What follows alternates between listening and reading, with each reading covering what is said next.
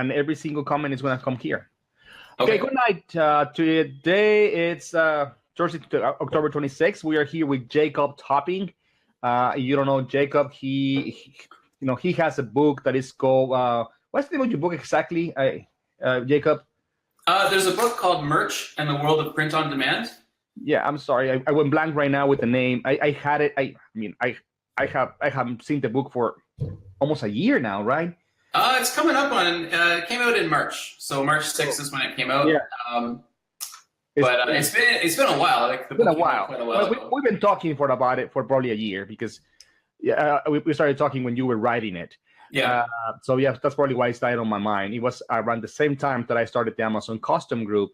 So yeah, it's probably why I'm connecting it with a year long. Yeah.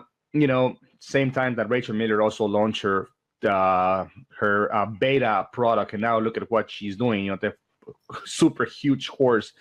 Well, we're gonna be talking. The Moolah course. Eh? The Moolah course. You did?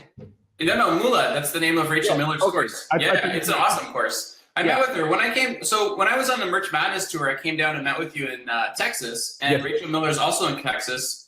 So Tara, my wife, and we met with both yourself in person. We met with Rachel Miller in person, and we met with a whole bunch of people in the area. Joe Clay we met with in Oklahoma, which is just a little bit north of where you guys are at. Yeah. But so you're talking about Rachel Miller. Yeah, I mean, I've been to Dallas twice, and every time I go to Dallas, she's not in Dallas. Oh, okay. So she's always in somewhere else. So we haven't met. But anyways, we're gonna be talking today about as many pods as time allows. I mean, as long as we get questions about a different pod, if we know about it, we will talk about it. I mean, I understand that a lot of people want to hear about Design by Humans, Society 6, Redbubble, Gear Bubble. Notice bubbles and some more bubbles. We got questions about Teespring and some other pods that I have, T-Launch, and another one that is called B-Bukes or something like that. I had no idea what that was. Yeah. But which one? Let's talk with one light. One, let's wait for the audience to start showing. So let's pick one that it's not the best, but it could become, a good pot to use. Which one would you think we should start with? I think before we talk about any of them, we need to put it in context. So there's no secret that Merch by Amazon's definitely the largest, and for most sellers, the most profitable print-on-demand platform, right? And so when you talk about other pods, I always like to think of them in context as what does this print-on-demand platform offer that's unique about it, because each one has their own little superpower, their own little thing that they specialize in, and that's why you would use any one of them individually. Exactly. And I think you and I are similar in that we want to diversify, right? I want to have products or designs across multiple pods, so that if something happens with Merch by Amazon, we know it's a new platform and it's a new system. But if something were to change on it, or if we lost our account or got suspended or something happened, you always have these other print-on-demand platforms to fall back on. And when we talk about which ones to talk about, you kind of have to look at why you would be using each platform and why you'd use them. So that's what I like to talk about in terms of the different platforms. To put it in context, a lot of people, maybe if they're new to other print-on-demand platforms, they're not aware of like how many there is and how large they are. So we could talk a little bit about that, but I think the one that everybody should be on after Merch by Amazon, in my opinion, based on the type of people that are attracted to Merch by Amazon, is going to be something like Redbubble. And it comes up quite often. You see it all the time, and we can talk about it later in the show too. But the one thing that I think that's interesting about Redbubble is that it does generate a lot of organic traffic to the site. If you put up designs on there, you don't have to drive traffic to them in order to make sales. Some of the platforms, you really have to drive traffic to them in order to make any sales, right? So if you look at something like Teespring, if you put up 10 or 15 or 100 designs on Teespring, if you're not driving any traffic to the platform, you're unlikely, I would think, to make any kind of significant sales, right? Well, you could, but you have to pay them an extra fee, and it eats the profits. I mean, they have these new tools that, you allow them to promote, and you allow them to run Google Ads on your shirt, and you allow them to do a bunch of stuff. And when you realize they're charging the $3, $4, $5 per shirt sold. So it's like, why do you want to do it, that way? Well, that's what I'm saying. You're putting in extra money into advertising. So whether you're paying the platform to do it for you or whether you're driving the traffic yourself, the thing that I like about Redbubble, and I think a lot of people that are watching would like about Redbubble if they're not on more than one print-on-demand platform, is that it does generate quite a bit of organic traffic. To a certain extent, they all have the potential to drive organic traffic. If you SEO them correctly, they can certainly gather traffic from different places.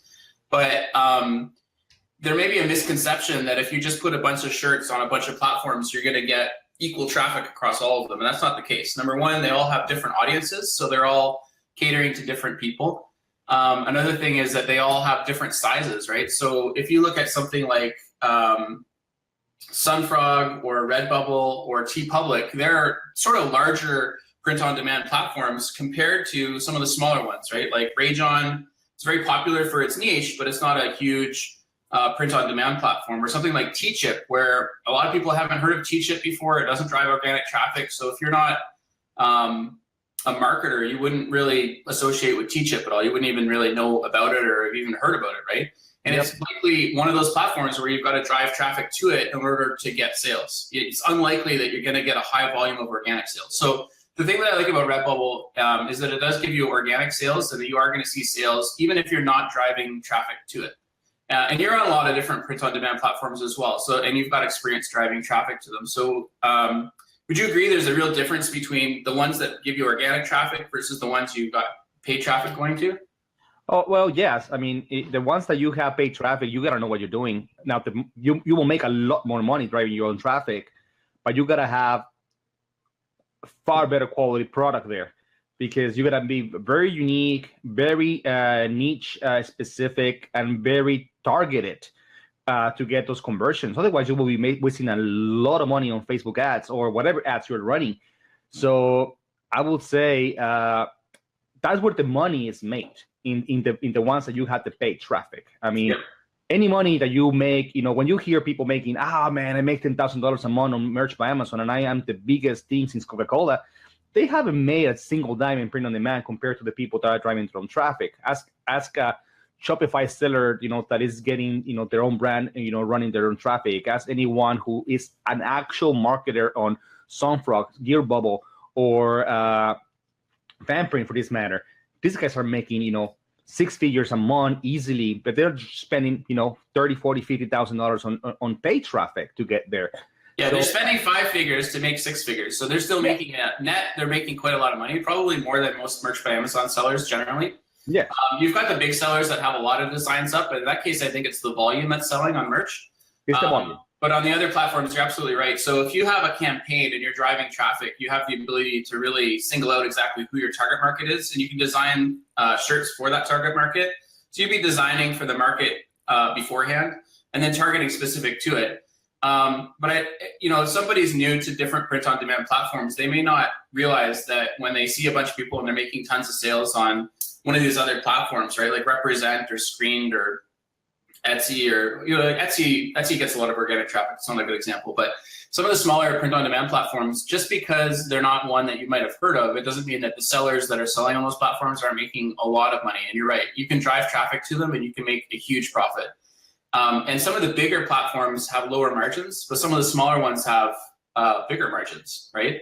So if you want to drive traffic to something like Teechip, it's going to give you huge margins. The conversion you might have to worry about a little bit, but you can kind of adjust for that based on who you're marketing it to. So I want to be really clear with people. If you're looking at doing multiple print-on-demand platforms,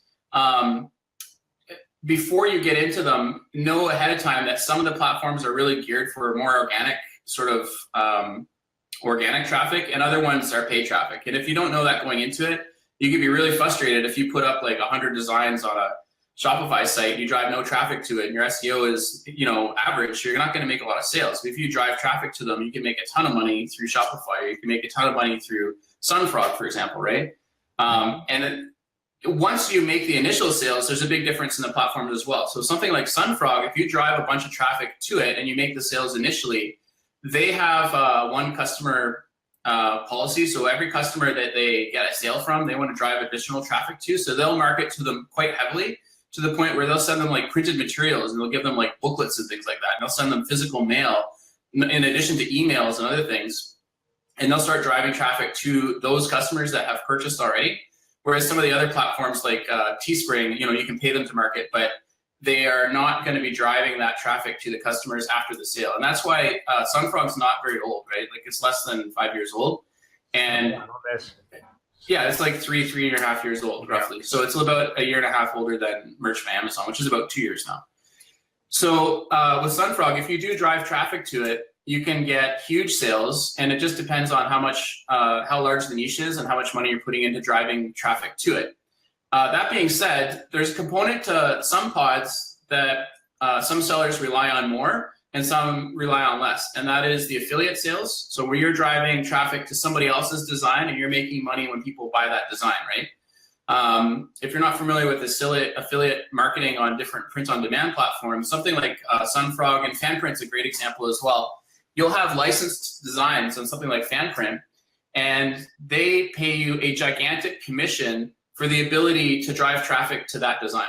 So you've already got a winning audience, you've already got a niche, you know exactly who you're marketing to, especially if it's like a sports team or one of the Greek symbols, like the fraternities type of thing, or a television show. You have a really well-defined audience, and you can get metrics around that audience. You can see like the age range, you can see male-female split, maybe an area of the country that they're interested in, like sports teams are very city-specific or regional specific. So those platforms are awesome for driving traffic to. But if you put up just a bunch of designs that you've made on something like Fanprint, don't expect to see the same kind of success that you would see on something like TeePublic or Zazzle or Cafe Press. You're going to have more organic traffic with those platforms. And not to say you can't drive traffic to them, but they really are set up differently for different sellers, and there's different ways to make money from them, all of them, right? Yeah, I mean, one of the deals that I see is that when you start pod on Merch by Amazon, you kind of get spoiled in a way that you see, this heavy traffic, the ease of uploading a product, use one PNG works for, that shirt, because there's no multiple different products. You get into the keywording mentality, you get into all this deal, and, the royalties are actually kind of generous, actually. They are not bad either. They're like 40, I mean, it depends on how you price them, but it could be like 40, I mean, up to 80% royalty, which is pretty high for the industry. You price at $19.99. So it gets into that mentality, that you hear that, like, okay, I'm making $1,000 a month on and let's go with an average person, I'm making $1,000 a month, in merch. And then you start hearing, like, okay, I went to Redbubble and it's $200. And then you go to TeePublic, oh, I made $100. And then you go to somewhere else and I made $60. And it makes it sound like they're worthless. Yeah. But, but the thing is, one, is probably, you see, and in Merch by Amazon, we are spoiled that we upload a bunch of crap. And, that is literally the definition of an ugly shirt. That was well on Teespring, back in 5-6 years ago, the ugly shirt, momentum. And that only works, Merch by Amazon. It's the volume, the high traffic, the high probability of somebody buying that kind of junk. Now try uploading that junk in Etsy, nobody's going to buy it. Try uploading that junk in Redbubble, nobody's going to buy it. I want to clarify, when you say junk, you're talking about like a text-based design or something that doesn't have quite the highest standard of design. We're not talking about. So a lot of people get upset when it's like, hey, I'm uploading my map, my pop, the man to meet the legend kind of junky design, and they upload it in Redbubble. It's like, nobody's buying this. Of course not. It's $24.99. Who's going to buy that for $24.99, right? Yeah. I mean, all I'm saying is stickers. Well, yeah, because they need to buy the sticker to get to the next threshold to get the free shipping. So, I mean, you are failing at providing. You are not looking at what this other competition has to sell. They go with a different mentality. Here Merch by Amazon, we go like, okay, we have to have 60 designs. In some other pods, people go with, I need to have 2. Great. And I'm going to convert like right away, and I'm going to sell 100 shirts in a matter of a week, and then it's going to get copycated, and then I'm going to bring something else. So it's a whole, it's backwards, Here in merch is like, okay, if it sells in a lifespan 100, it's a winner. Here it's different. So you gotta start thinking. Now, even if you're making those small checks, go to 5, 6 different pods, and all them together add to $1,000. You're making the same money you're making on Merch by Amazon, but you put it together, now you're making 2,000. Yeah. So I tend to not ignore a pod just because it's not making me the same that it's making me on Merch by Amazon. Yeah. And hello, Monte. Hello. I want to touch on that too. A lot of people will say, okay, well, why would I put any effort into something like Redbubble or Sunfrog or a Shopify store if I know that I can make more money putting the same amount of time and effort into Merch by Amazon? And I would say absolutely. Go with Merch by Amazon first. And like you said, people are a little bit spoiled because of the volume ratio. And the ratio of shoppers to available designs is just fantastic on Amazon. Right now, it's not at all oversaturated. Could it become oversaturated? Possibly. I think sort of the seasonal trendy stuff that's really specific, because there's tools, great tools out there that allow you to identify hot selling designs. If it's getting a BSR of less than 100,000, you can expect that other people are going to put up similar designs. And we're talking beyond just copycats, but people are going to put up similar text, similar wording, similar listings, similar designs. Certainly not pixel per pixel copies, but you're going to see a lot of competition on anything that's making you volume sales. If you make more than one sale per day on a Merch by Amazon design, you can expect that there's going to be other people coming on with similar designs all around that. They're going to change the wording, they're going to change the design, they're going to have different colors, they're going to be on different shirts, there's going to be different prices. Some people will price lower than that shirt, some people will price the same, some people will price higher. It's going to get surrounded, right? When you go on some of the other pods, you can have a shirt that kind of goes under the radar a little bit, right?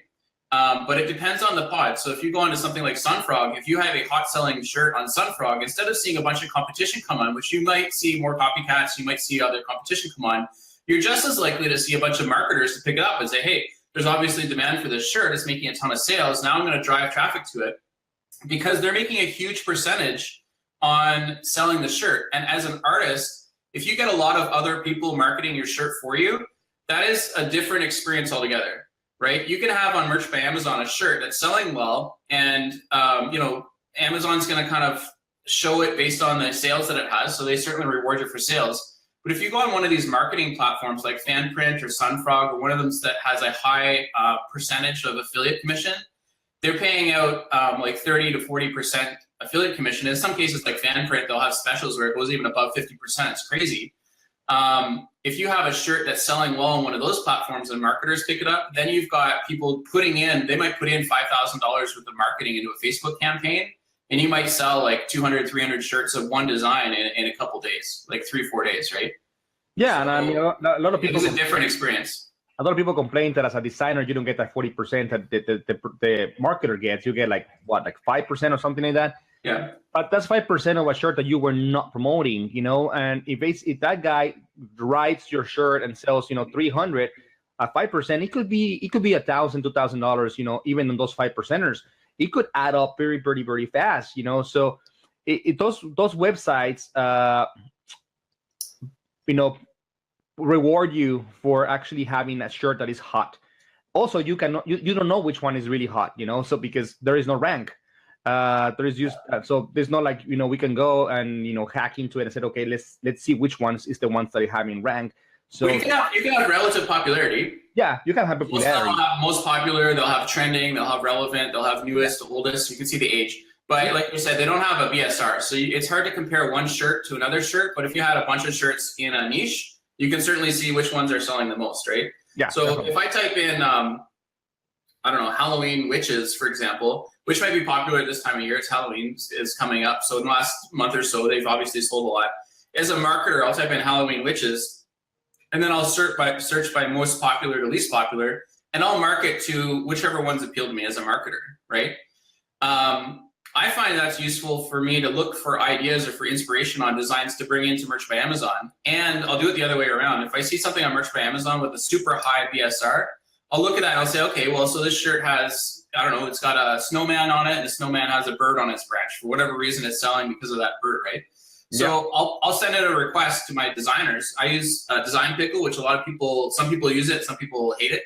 So I know there's a controversy around Design Pickle. I think it depends on how you use it, and you and I have had this conversation before. But I use Design Pickle. I like them. They're giving me like 12 to 24 designs per day. which I love. And I'll say to them, hey, I need a snowman with some birds on the branch. I want, some on the left, some on the right. I want 3 snowmen, 2 snowmen, 1 snowman. I'll kind of do a bunch of them. And then when I put them up on the other platforms, the thing that I like is I can see the demand. I can see the volume. And you would appreciate this as well because you got the analytics happening, right? So on Merch by Amazon, you can only see sales, but you can't see how many people are going to the design, and you can't see the ratio of people that view the design to the ratio of people that buy the design.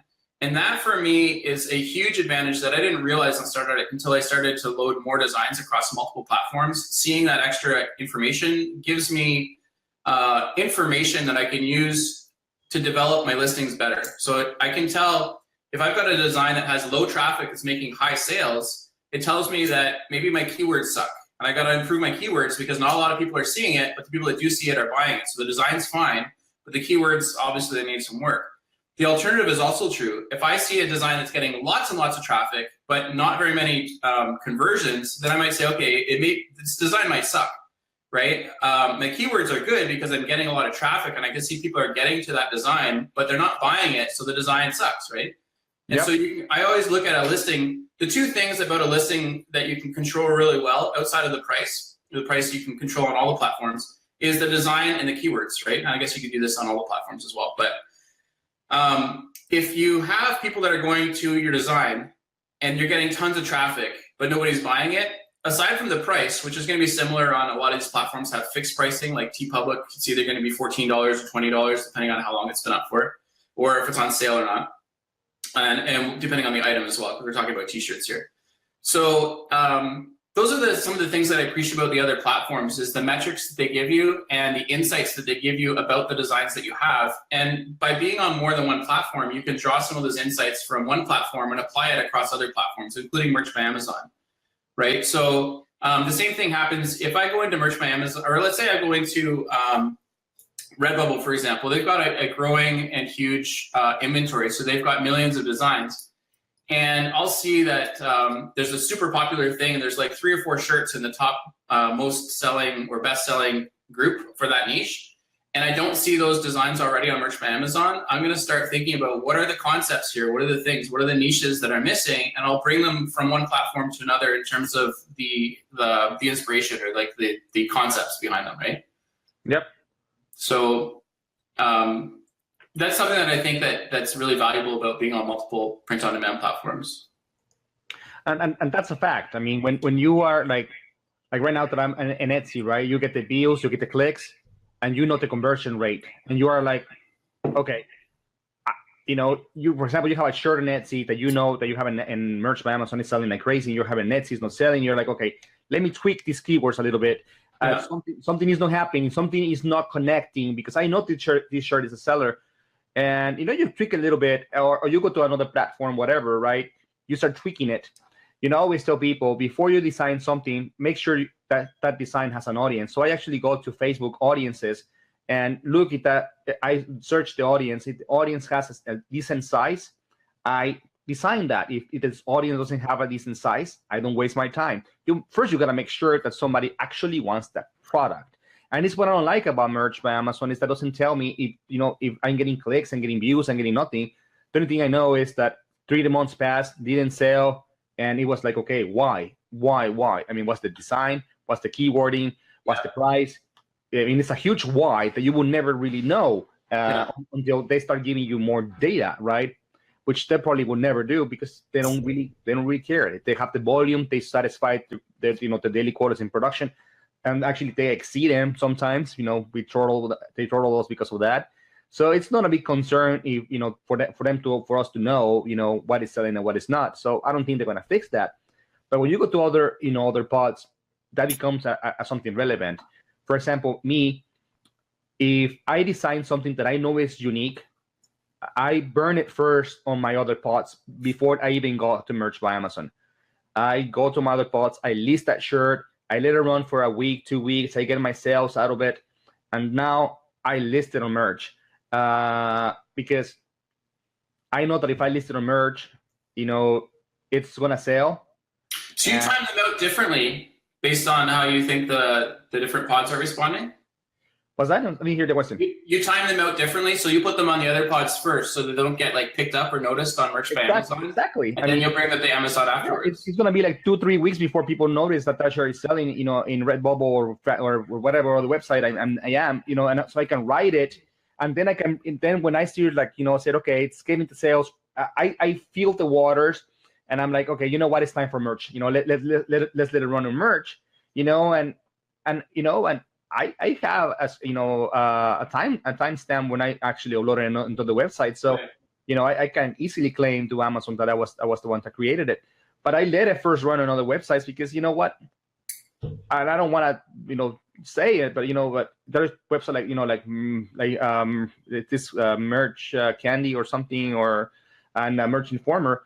But now gives you all these deals, and if your shirt sells, it's gone, and by the time you want to put it in Redbubble or the other websites, everybody already has it as well.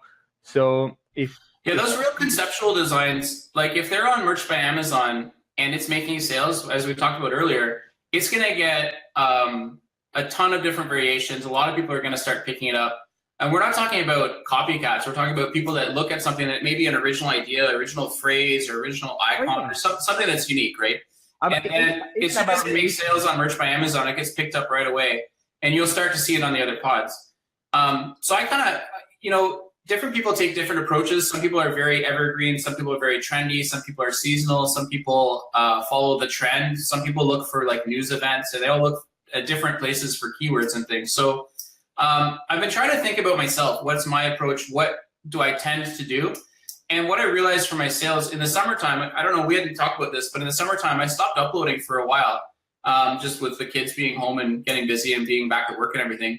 And I noticed that my sales tanked, and I thought, guaranteed, this has got to be throttling. There's no way that I can have this many extra designs available and have my sales drop off so sharply. This has to be throttling, right? But when I looked through at the actual data and I looked at the designs I was putting up, I tend to be pretty analytical. So at that point in time, what I was doing is I was going through and looking at the shirts that have the highest BSR, the lowest BSR, I guess, the lowest number BSR, and picking out popular niche designs and then following the trend. And I follow it like to the day. So if it's got sales on the bestseller, if the bestsellers rank is low and it's in new arrivals, that's where I'll look on Merch by Amazon to see the beginning of the trends, because I want to hit the trend before it gets a bunch of traction, before it gets tons of sellers, and before everybody starts copying it. Or if it just goes to the bestseller rank or the bestseller rank on a general search, and you're not filtering it by time, then by the time it comes up as a top seller there, or if it's in a less than 100,000, it's going to be copied all over the place. And when I say copied, I'm talking more like inspirational copy, any variation, even. I mean, somebody who buys a variation may not even buy, your shirt anyways, but because they probably actually like the variation. But some variations actually take from that shirt. So we have to be, I tend to be more like, okay, if this is a shirt that I'm gonna write, I wanna first get it somewhere else. If I'm gonna be running Facebook ads, then I definitely am not gonna put it anywhere. I'm just gonna have it, hidden. It's a hidden treasure on that one. I'm gonna put it, private if I can. In some, like for example, in FanPrint, you can put it on private. And Gearbubble, you can set it to private. Non-Gearbubble and Sunfront, you can set it to private where nobody can see it. Yeah. But your customers, they use your link. If I know that is one that I'm gonna be running ads, I don't want nobody to see it. Until they start getting the Facebook ads. Right. So, by the time I probably already sold a good bunch of them, and and then I thought, okay, now I burned it. I got my sales 3, 4, 5 days on that one. Now let's put it on the other platforms if I can, if it fits, and because, for example, sometimes I do parody, and I would never put parody on merch. Yeah. I can do parody, in Gearbubble, in Sunfrog, and not get in trouble. I can do parody on Gear and Redbubble and not get in trouble. So there's some websites where I can run parody, and those ones are the ones that do really good on Facebook ads. Or if I'm running, a specific sport event, like right now, I should be running Facebook ads on the Houston Astros, but there's no licensing for that team, so it's like, okay, whatever. Yeah. But what is it? I don't think it is. I don't think they have Major League Baseball. I forgot what it does. But you'd have to check. Yeah. I haven't done fan print in a while. I completely lost interest on fan print. Now you were really you and I did an interview about fan print at the time. You were really excited about it. Yeah. And then some things happened. I know that the management changed a bit. They did something with the sellers that they weren't liking. They made a bunch of changes. They put up like the trending shirts. They made some changes to the commission structure. They adjusted the campaigns that they had. What happened with fan print? Because I know you were like really into fan print, and I was too. And conceptually, I think they have the right idea, but for whatever reason, the conversion. I made money on fan print. I mean, it was nice. It was a good relationship. I mean, of course, I had a good relationship with the two VPs. You know, with Matt, with Jeff. Yeah. I had a good relationship with the production manager. I forgot her name. You know, I mean, you saw I will share a lot of that information in the group. Yeah. You know, I mean, they will give me a lot of inside information, to be honest with you, that gave me, I mean, they will even share me their Illustrator files for the shirts that they were promoting in case I wanted to do a variation of that. They would even give me the files for me to create them. Yeah. And I had no problem with that. So, I mean, it was a good relationship. And I guess I got spoiled, I guess, but out of the blue, all of them left. Well, they didn't left on, on their own accords, but, and then the manager quit, and then the owners started there. The group went to hell. They stopped running promotions. Like before, they will give me a 50% promotion sometimes. Even if you hadn't sold a single shirt, they will give you a 50% commission. Yeah, or 60%. Like it was crazy. Like it was really, really good and beautiful. I mean, that's how I learned how to run some. I started, testing the waters. Going more aggressive on my Facebook ads. Because I had so much cushion to mistakes that I didn't care about. Cross listing and doing different targetings, and I started playing with my ads, and I got better because they gave me such a nice cut that it made sense, and then they had the upsells, and it was beautiful. But once they left, they dropped everybody's commission. They didn't give any more promotions. The contest that they run were just stupid, crazy. I mean, sell 20,000 shirts and you're gonna get something, right? Like, if I'm selling 20,000 shirts, I don't need the free whatever, right? I don't need. Yeah, I mean, you will get it's like sell $100,000 in royalties, and it will get you a $20,000 card, something like that. Yeah. I'm like, I don't care about that, dude. I mean, if I can sell 100,000 shirts, I can probably sell, $300,000 in shirts. I mean, I don't need your card anymore. I'm killing it. It's a nice freebie. Yeah. But you're forgetting about the guys start at the bottom, and so I started challenging a lot in the group. I actually got kicked. I am no longer in the group. They kicked me out of the group. The public one? Yeah, the public. They kicked me out of it, like I think a week or two ago. I don't even know what they kicked me because they started running. I don't know. You got the email that we should start. What for? Yeah. I mean, give me a real explanation of why we should upload, these, no licensed products. You don't even have a tab in your website. It's absolutely nothing for people to find it. Yeah. I mean, unless we. The whole point of fan print is the licensing, right? And it's exciting. Like it's a good thing that they have. So why would you focus on the evergreen? Yeah. I'm gonna upload a shirt right now. Let's talk about a Miowica shirt, for example, right now, and you don't have a single tab in your main page that is gonna say, "Hey, you can find patriotic shirts here." Who's gonna find it? Well, they say, well, some people type Miowica, they will find it. I'm like, if you're gonna rely on that type of traffic, you use other platforms. Nobody's gonna. That's something that I want to touch on. So a lot of people watching this particular podcast, they may not. I think a lot of the audience for the series that you're on are primarily Merch by Amazon people, and to a lesser extent, but to other pods. So if you're not familiar with fan print, one of the interesting things about fan print is they give you access to licensed designs, right? So you have access to NFL shirts, you have access to NHL shirts, so like all of the major sports leagues, Major League Soccer. You have access to the college leagues, right? The NCAA.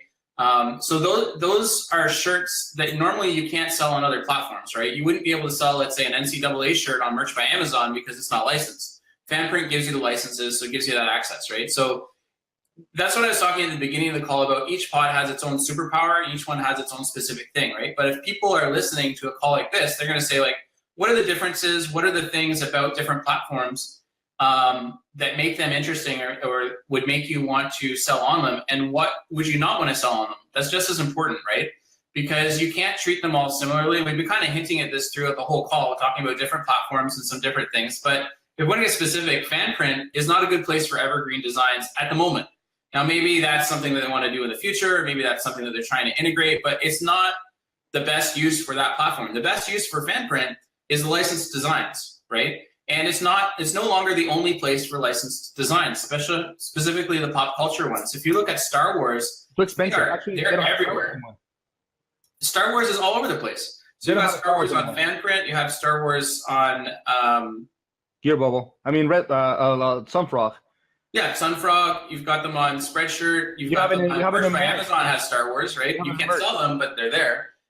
So some of these franchises are going out, especially Marvel, especially Star Wars, and they're going and giving out licenses to multiple different pods, right? So that advantage that Fanprint had at the beginning, where they had access to the licensed brands that you really couldn't find very many places else, is really kind of diminished as the licenses gets put out to other platforms, right? Mm-hmm. And I think you're going to see more of that. I don't think that that's going to go away.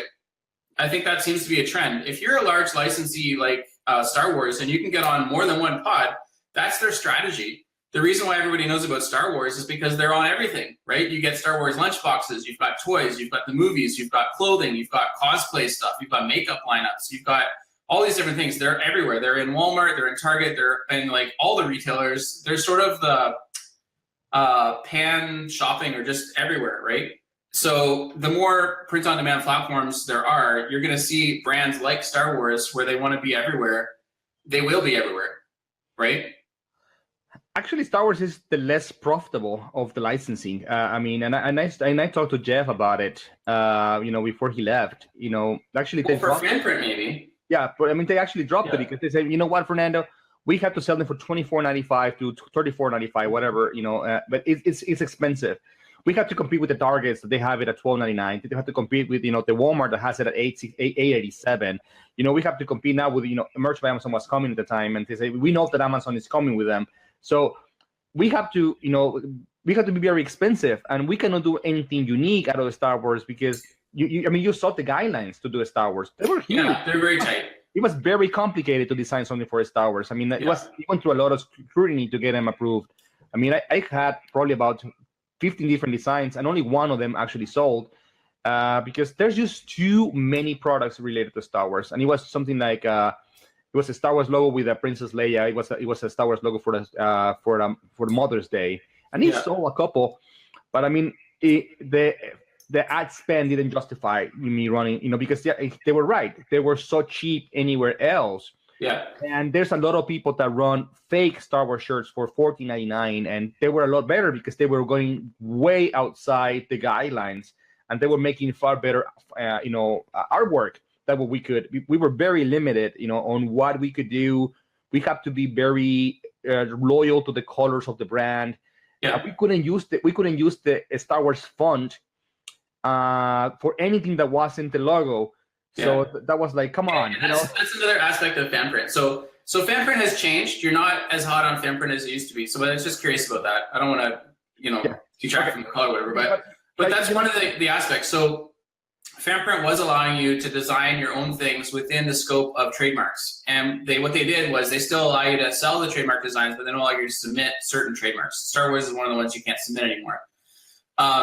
So let's talk about some other pods. So I think we should, we're this far into the call. We have to talk about Redbubble. It's like the elephant in the room. We have to focus on one at a time because I think we're going to start losing people, start getting people confused. So let's focus on one at a time. Let's focus right now on Redbubble. All right.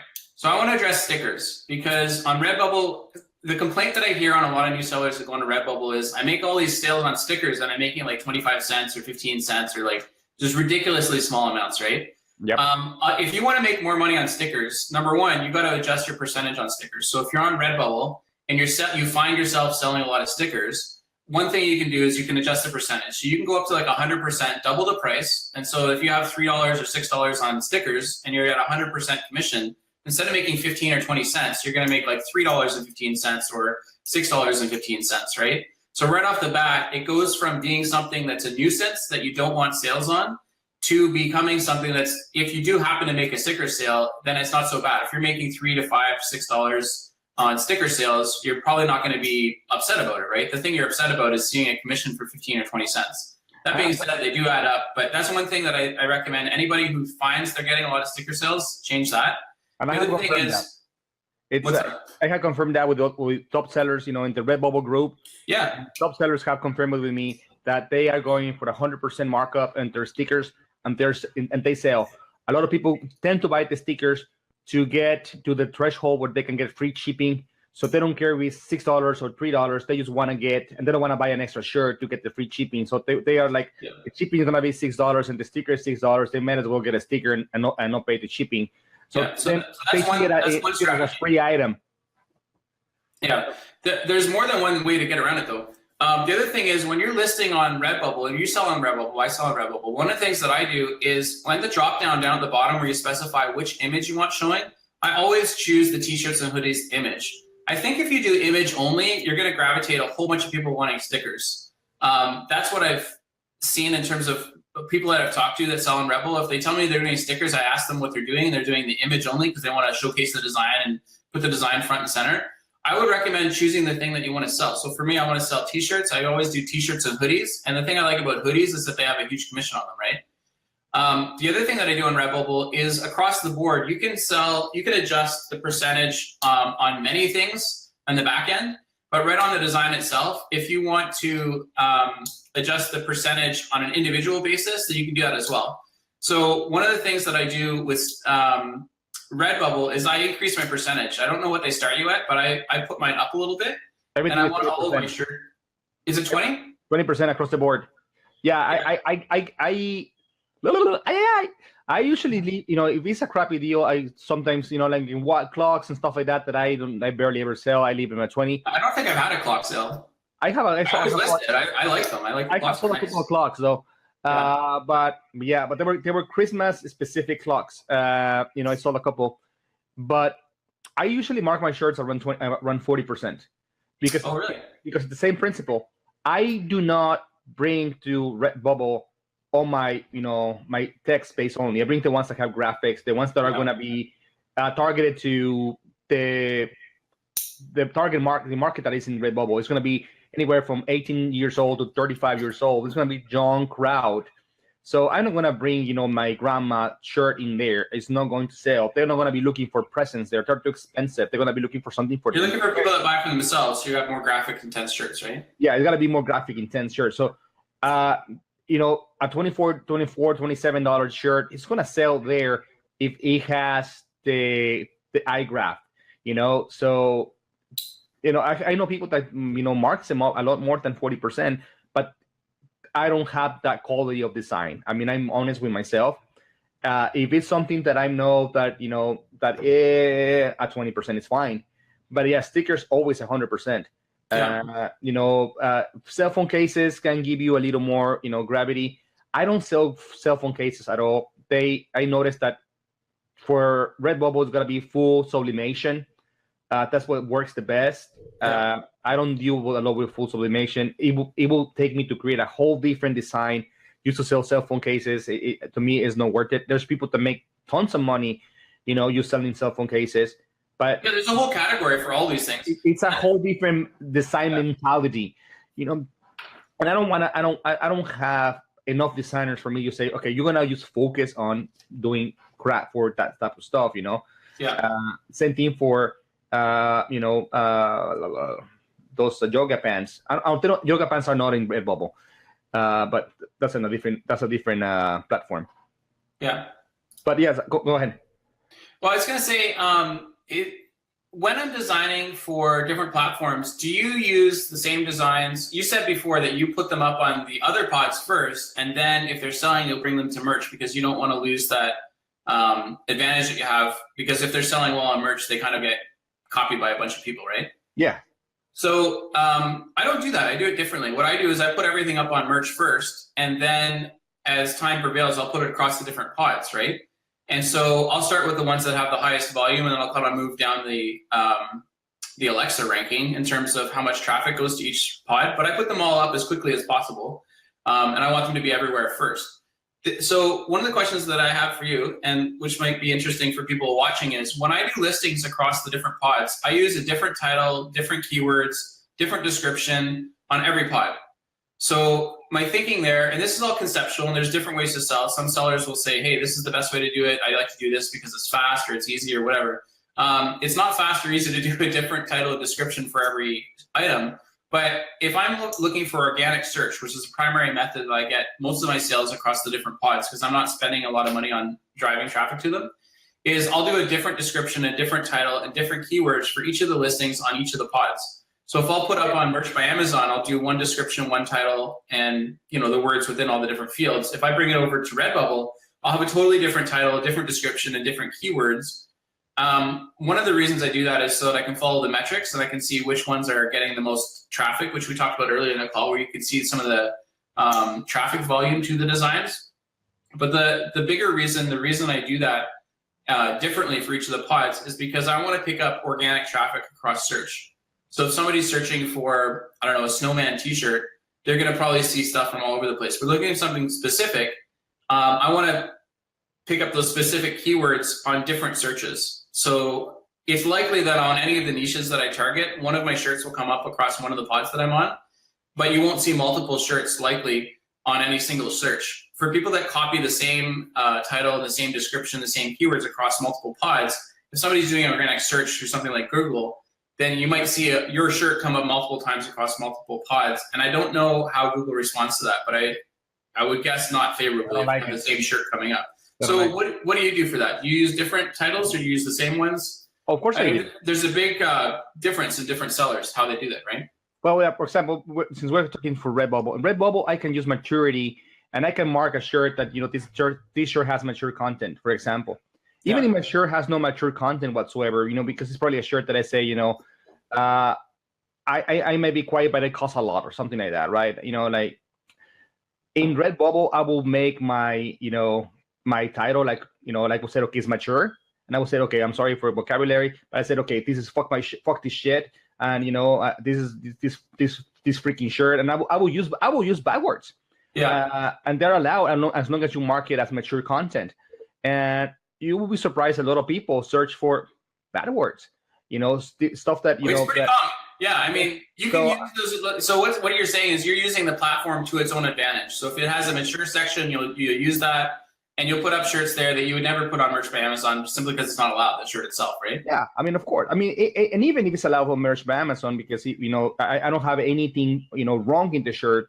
Yeah, I know that this shirt is when I, for example, go to a biker or something. I can probably go more vulgar in my vocabulary, in my keywords, in my tags, in everything, because I want to start thinking about the way those buyers start thinking as well. So I use that. I use that to my advantage. Now, in some cases, I say, okay, this shirt, I could also probably use it for kids. Then I get more, more lenient on my keywording, and I go like that. Or sometimes I even create two listings, but one only targeted that remove everything else, and now, I learned this trick from you, actually, that in Redbubble, because of the maturity level, kids are not marked as by default, they're not selected. They're not selected. So I can go now and remove everything and only do the kids, and I can create a whole different listing just for kids, and it goes to Redbubble kids. Yeah. And I talk about that in my book. So there's a bunch of things. We mentioned the book at the very beginning of the call. It's Merch in the World of Print on Demand. But in there, if there's something specific to a platform, and it covers like more than 45 different platforms, if there's something specific to a platform that I noticed when I was writing the book, I put it in there. So with Redbubble, if you haven't seen this or heard this or read the book already, if you go to Redbubble and you do a listing for a t-shirt, all of them are selected except for the children's, right? So what you want to do is you go into edit, and then there's like a translucent thing next to the design. If you go the second bar down, which is kind of a translucent thing, that's where you can change all your percentages. You want to make sure you select children's. And it's not a small difference. If you do a search and you select children's design, so the way the Redbubble design search works is if you type in something and you put in a category, it basically adds that to the search field and gives you the results. So it's really clear to find out what category it's in. if you do a blank search and you search for children's, you get a certain number. And I actually write it down in the book. I don't know what it changes because they're always adding new designs. But it is a fraction of the total designs. If you do a blank search and you have no category, but you just select t-shirts, and then you put the children's filter, it's less than 1%. Like it's ridiculous. It's not like 5% or 10% or half. It's less than 1%. So if you're putting up designs on Redbubble or you're using Redbubble and you're not selecting the children's tag, you're leaving a gigantic portion of the site, because it really, like people say they get a lot of sticker sales. There's a lot of kids and mothers and fathers shopping for their kids' clothing on Redbubble. It's really kid friendly if it doesn't have, it depends if they mark it as mature or not when they sign in. But if you're not doing that children's selection thing, then you really need to. So for Redbubble, there's 3 things that I recommend for anybody who's already using it. One is the children's selection.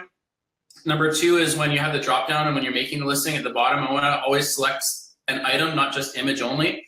And if you're having problems with stickers, just jump it up, like do 100% markup on stickers, right? And you can apply that for every listing. You don't have to go and do it every time. You can do it in the back end under stickers, just put 100%, right? Yeah, but that is something I take advantage of, in Redbubble. Yeah, there's no competition on kids because not a lot of people know that they have actually a kids section. Yeah. And and I abuse my keywords, but I limit myself because being honest, every single person who is going to go shop there anyways is going to be an adult. It's not going to be kids. So all these kids don't have a lot of credit cards, right? Eh? Kids don't have credit cards. It's like me saying, I'm blocking myself by writing the maturity content. From who am I blocking really myself? From a teenager that is not going to buy. Whatever, right? Yeah. So it's going to have to be an adult, and this T-shirt is going to be shown anyways. But this brings up a different concept altogether. Some people will shy away from putting mature content on baby clothing. So I think that's okay, because if you're a parent and you have a kid and you want to buy them a onesie and you want to put like something that you, might not put elsewhere, I think that's okay. I'll put stuff like, wine shirts. See, people ask me on Merch by Amazon, well, do you check off youth on a wine shirt? I'm like, yeah, I do, because a lot of these kids that are buying the shirts, or their parents buying it for their kids, they might be doing it as a joke or a gag, or they might just like it and they put it on their kids because they don't think of it. But the kids often, they can't read, and if they can, there's no context, right? There's not a huge drinking epidemic for 6-year-olds. I don't think. Maybe there is, but I don't think there is, right? You just go to Pinterest and Google, and search baby onesies with wine, and you will find hundreds. Yeah. I'm your drinking buddy, and exactly, yeah, and stuff like that. Parents buy these as an impulse buy for one picture only, and then they never use it because they will never use it for the street or whatever. Yeah. But they buy that stuff because they find that, oh my God, it's gonna be so funny. I'm gonna take a picture with his dad drinking and next to him with this bottle. It's gonna be wow. We're gonna buy it, and they start fantasizing about it, all this stuff. And that's the kind of thing they'll share with their friends, right? They'll say, "Oh, where'd you get this?" And they'll put them a link. They'll send them a link to it, or they'll tell them where they got them. So for me, I don't shy away from that. Other people do. I know there's a debate about it, and I don't know if those are the debates you're ever going to win with anybody. But for me, I don't worry about the sizing and the content within the different platforms. Yeah, Monty makes a good point. He's putting in the comment. He's like, some adults are kid sizes too. That's no joke. There's a whole market out there. There's lots of smaller adults, right? Well, actually, there's women who actually wear kid sizes because they're so tiny. But yes, But can you answer that question? What software does Jacob use to upload to multiple pods? So what I do is I keep track of them in an Excel spreadsheet. I actually include a copy of it for free with the book Merch in the World of Print on Demand. And what I do is I have a tab along the bottom for each of the different platforms that I have on. You've probably seen this because you've seen the book. But along the bottom, there's a different tab for each platform. So I know what's on each platform. And then each of the sheets is designed with all the categories for that platform. Because once you get into more than one platform, the slots that you have available and the types of things you can put in is very different. So for example, with Sunfrog, they'll give you 3 slots for keywords and then 1 main keyword, whereas something like Redbubble, I don't know the exact number, I wrote it down in my book though, but it's something like 30 or 50. So they'll give you lots and lots of descriptive keywords. And with Merch by Amazon, there's technically no keyword area. There's just the 2 sort of describe this shirt, and then there's description at the bottom, right? So it depends on how you're using your keywords and where you're using them. But the only software that I use to keep track of them is that. In terms of uploading the designs to multiple platforms, I'm doing them all by hand. And what I would recommend is if you're using multiple platforms, I think at this point in the game, it's almost impossible to make money at multiple pods unless you're outsourcing the uploading. If you're going to go onto like Redbubble and Sunfrog and TeePublic and Teespring and you're going to hand upload all of those, it's probably worth your time to go and outsource somebody to upload those for you. So rather than investing in software, which is might be having a monthly fee, I'll take that money and I'll put it into outsourcing for uploading. So I don't know if that answers your question specifically, but I don't use any specific software for the upload process for the other platforms. And part of the problem is a lot of them don't have APIs. Some of them do have APIs, but a lot of them don't have APIs that allow you to integrate, let's say, bulk uploads. Etsy has software, I believe, that you can do some bulk uploading. I know Merch by Amazon, there's lots of like Chrome plugins where you can optimize your uploads. Johnny King has one, and I know there's Speedy Uploader, which I've talked about before as well. And there's some other software out there that allows you to load faster into Merch by Amazon. But for the other pods, I haven't seen that available across many pods, and I don't use it. I'm either uploading them myself or outsourcing it. I mean, outsourcing is really fairly cheap for uploading because they don't have to have special skills. And if you've already got a spreadsheet on what you want them to upload, then it's not expensive. Yeah, one way that I do it is, like for example, if I determine that, let's say, this shirt is going to be good for TeePublic, Gearbubble, and Redbubble. I said, okay, this shirt is good for those 3 platforms. I actually open, I have my Chrome, and I open in each tab, those pages, and then I drag the image, the PNG, and so it starts uploading each one of them. Then I go to the first one, I create my listing. Then I go to the next one, I create my listing. Then I go to the next one, I create my listing. So you do multiple pods at the same time? I do, because that way my keywords are fresh in my head. My head is concentrating on that specific shirt. It's concentrated, in what I want to write, and I usually tend to do like an each at a time. So, for example, if I'm doing unicorns today, I go and I said, okay, these unicorns want to work in this and that, and go. And so my head is focused on unicorns. So I don't have to go from unicorn to wine, and then and this one's something I hate when I'm doing, Merch by Amazon. Do you track them all as well? Do you put them in a spreadsheet or something? What was that? Do you track what you're putting up? No. Okay. So that's it. That's probably the reason you're doing it that way. So when I'm tracking everything, I can see exactly which keywords I put on each platform. I do that primarily because I want to analyze things afterwards. I'm super analytical. So what I'll do, you'll do multiple pods in different tabs and then upload them all at once, which is probably faster. What I'll do is I'll go into an individual pod. So I'll go to Redbubble and I'll upload as many designs as I'm doing for that time period into that platform, and then I record them. But what I can do then is I take the keywords, and I want to have them different. So I'll take the keywords that I use, I'll copy them into the tab for the next platform on a different sheet, and then I'll substitute all the keywords. So I'll translate them, like, let's say if they're sizes, right? So if I say huge on one, I might say big on another, and enormous on another, and gigantic on another one, and I'll just kind of switch them all through. If it's niche specific, so if it's unicorns, I might say like, maybe I'll use unicorns because it's the broader niche, but if I'm describing the image itself, so if it's a rainbow unicorn, maybe I'll say a colorful unicorn, a rainbow unicorn, the many colors of the unicorn, the magical unicorn. I'll go through like all the different ways that I use to describe that listing. But I'll do a bunch on one platform, whereas you do multiple platforms across the bar. So we do it differently, and different sellers are going to do it differently on different platforms. Oh yeah, definitely. I mean, for example, every time I have a rainbow unicorn, I always draw like gay pride, LGBT, and all that stuff because targets them, So, but no, I don't keep track of. I used to. But now I have thousands of designs. It's just a waste of my time. The only thing I track now, it's the ones that are running ads, because those ones could cost me a lot of money. So those are the only ones that I track. I want to know conversions. I want to know this stuff. I want to know where to kill them, when to continue going with them, But otherwise, if it's sold 3 or 4 or 5, in one platform, and sold 3 or 4 or 5 in a different platform, at the end of the day, I'm like, okay. It's not high enough volume for you to care. Yeah, at the end of the day, I'm like, okay, I spent $2,000 on design this month, and I make $5,000 to say, just to drop numbers. I made $3,000, and I'm like. So how do you keep track of which platform your designs are on? Like, do you ever lose track of that? I don't need to, because every time I upload a design, I make the decision where it's going. So you don't upload all the designs on all the platforms then? No. What for? You'll choose the design based on the platform. Yeah. I don't know. That's what I do. So one of the reasons why I use multiple platforms as well is to cover a broad bunch of audiences. So where you're more specific and you'll have the design for a bunch of specific platforms, I'm different. I'll take one design, I'll put it on all the platforms under different names, different descriptions, different accounts and everything. But I'll put them across all of them, right? So you and I, we have a different approach in terms of how we do it. Yeah. And why we do it that way. I can see your way as being faster for getting onto a certain number of platforms. I mean, for example, every time I get a design from my designers, it goes to my one folder. Yeah. Right? And this folder is a funnel.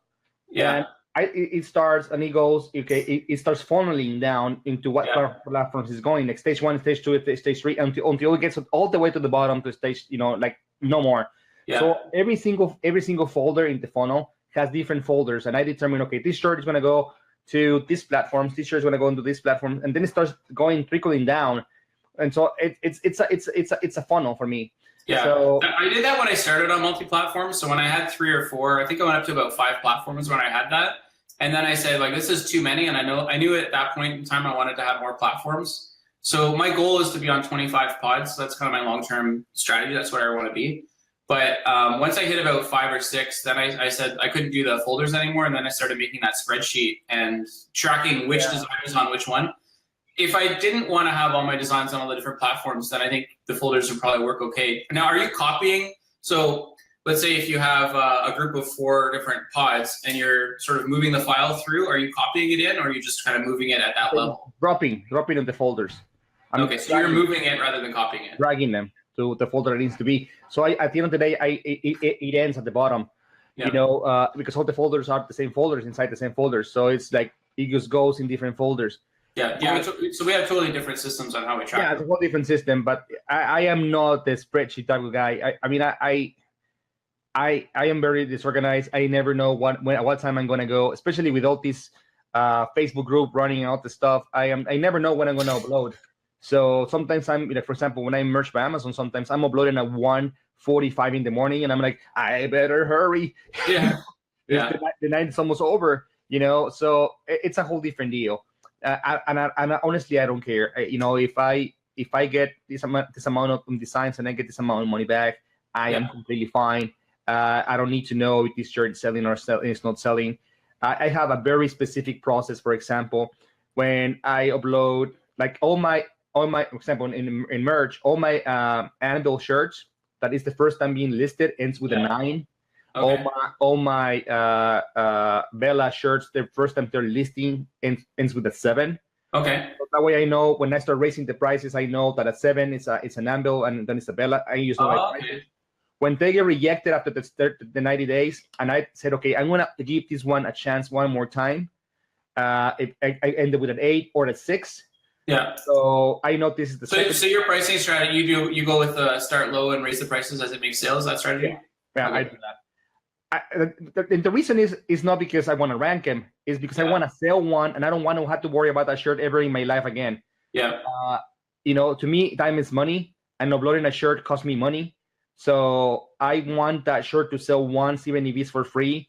So then I bump it, and if it's you don't want to lose it due to the 90-day rule, right? That 90-day rule is a pain. I just want to get rid of the 90-day rule, so I just want to make a sale as soon as possible, rank it, and I don't have to worry about that shirt anymore. Yeah. If it gets down, then I said, okay, does this shirt have any chance if I run it again? Then I name it with a different number. You know, like an 8 or a 6, and that will tell me, it's second chance. And when it gets removed after the 90 days, or if I need a slot to go, I said, okay, I'm maxed, and I don't know which ones to remove. I go look for every single one on 8. And if it's, for example, 1198, I know this one is on second chance, has never made a sale. Get it out. Oh, so you start at a low price, and then if it doesn't make a sale, you drop it at some point? No, I started. Or you only go up? I started everything at 11.99 or 11.99 or 13.97. Those are my 2 price points I start with. As soon as I premium at 13.97? Hey? You're doing premium at 13.97? Yeah, that makes like 20 cents or something like that. Yeah. So you and I price differently as well. Like in the book, there's a whole section on pricing. I have like 7 different strategies for pricing. Everybody's different, and we could talk all all night about pricing. We could talk for hours about that, and guess what? There's not sufficient data to prove somebody right or wrong. Well, it's starting to come in because people are building tools to sort through the pricing data. But what I do is I price, like, because of my design strategy, I'm using Design Pickle, which we talked about a little bit earlier. But when I'm doing a Design Pickle design, I'm asking for a light colored shirt, a dark colored shirt, one that works on black and white, and then 2 to 3 variations on each of those. So for each request, I'm getting back between 6 and 12 designs back, and I'm getting 2 requests per day, which is typically what they'll work on in the jar. I'm getting back somewhere between 12 and 36 designs back per day, right?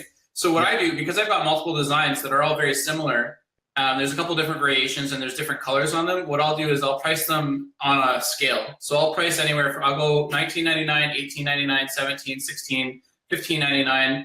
Very rarely I'll go below $15.99, and then my premiums are almost always $21.91 or $21.99. And what I find from the sales that I'm getting, because I keep all of my sales in a separate spreadsheet and I go through them from time to time, is I make a lot of sales at $16.99, at $19.99, and at $21.99. Those are the 3 points that I find most of the sales that are coming through get. And I don't see there being a huge difference in pricing, but again, we could talk about pricing all day long, so I think we should skip over it. But I want to let people know what my pricing strategy is and how I price them and where I'm seeing the sales. Because I do track them, and because I'm pricing all the way down, basically between $19.99, $18, $17, $16, and $15.99. I was surprised that I am getting more at $16.99 than I am $15.99 because they're almost identical designs, right? There's a color difference, or there's a variation, and it's on a darker or lighter shirt, so there's not a huge design difference. Yeah, I have seen that I can sell something at $14.99 and $16.99, but for some reason $15.99 never works. Yeah. I don't know why. It's the 5 that people don't like. But usually I start low. I usually don't do the scaling, from 15, 13, and then to 13 to 16, then to 16 to 19. I usually don't do that. I just do the first sale just to get it out of the way, so I don't have to upload it anymore. How far do you move it up then? So if you're starting at $11.99 or $12.99, what do you move it up to? Then I go and check the market in that shirt. Okay, so you base it on the market. Yeah, I mean, if the market, like for example, if the top 30 shirts on that shirt is an average of $17.99. I price it at $17.99. I want to be market. I'm an FBA guy, right?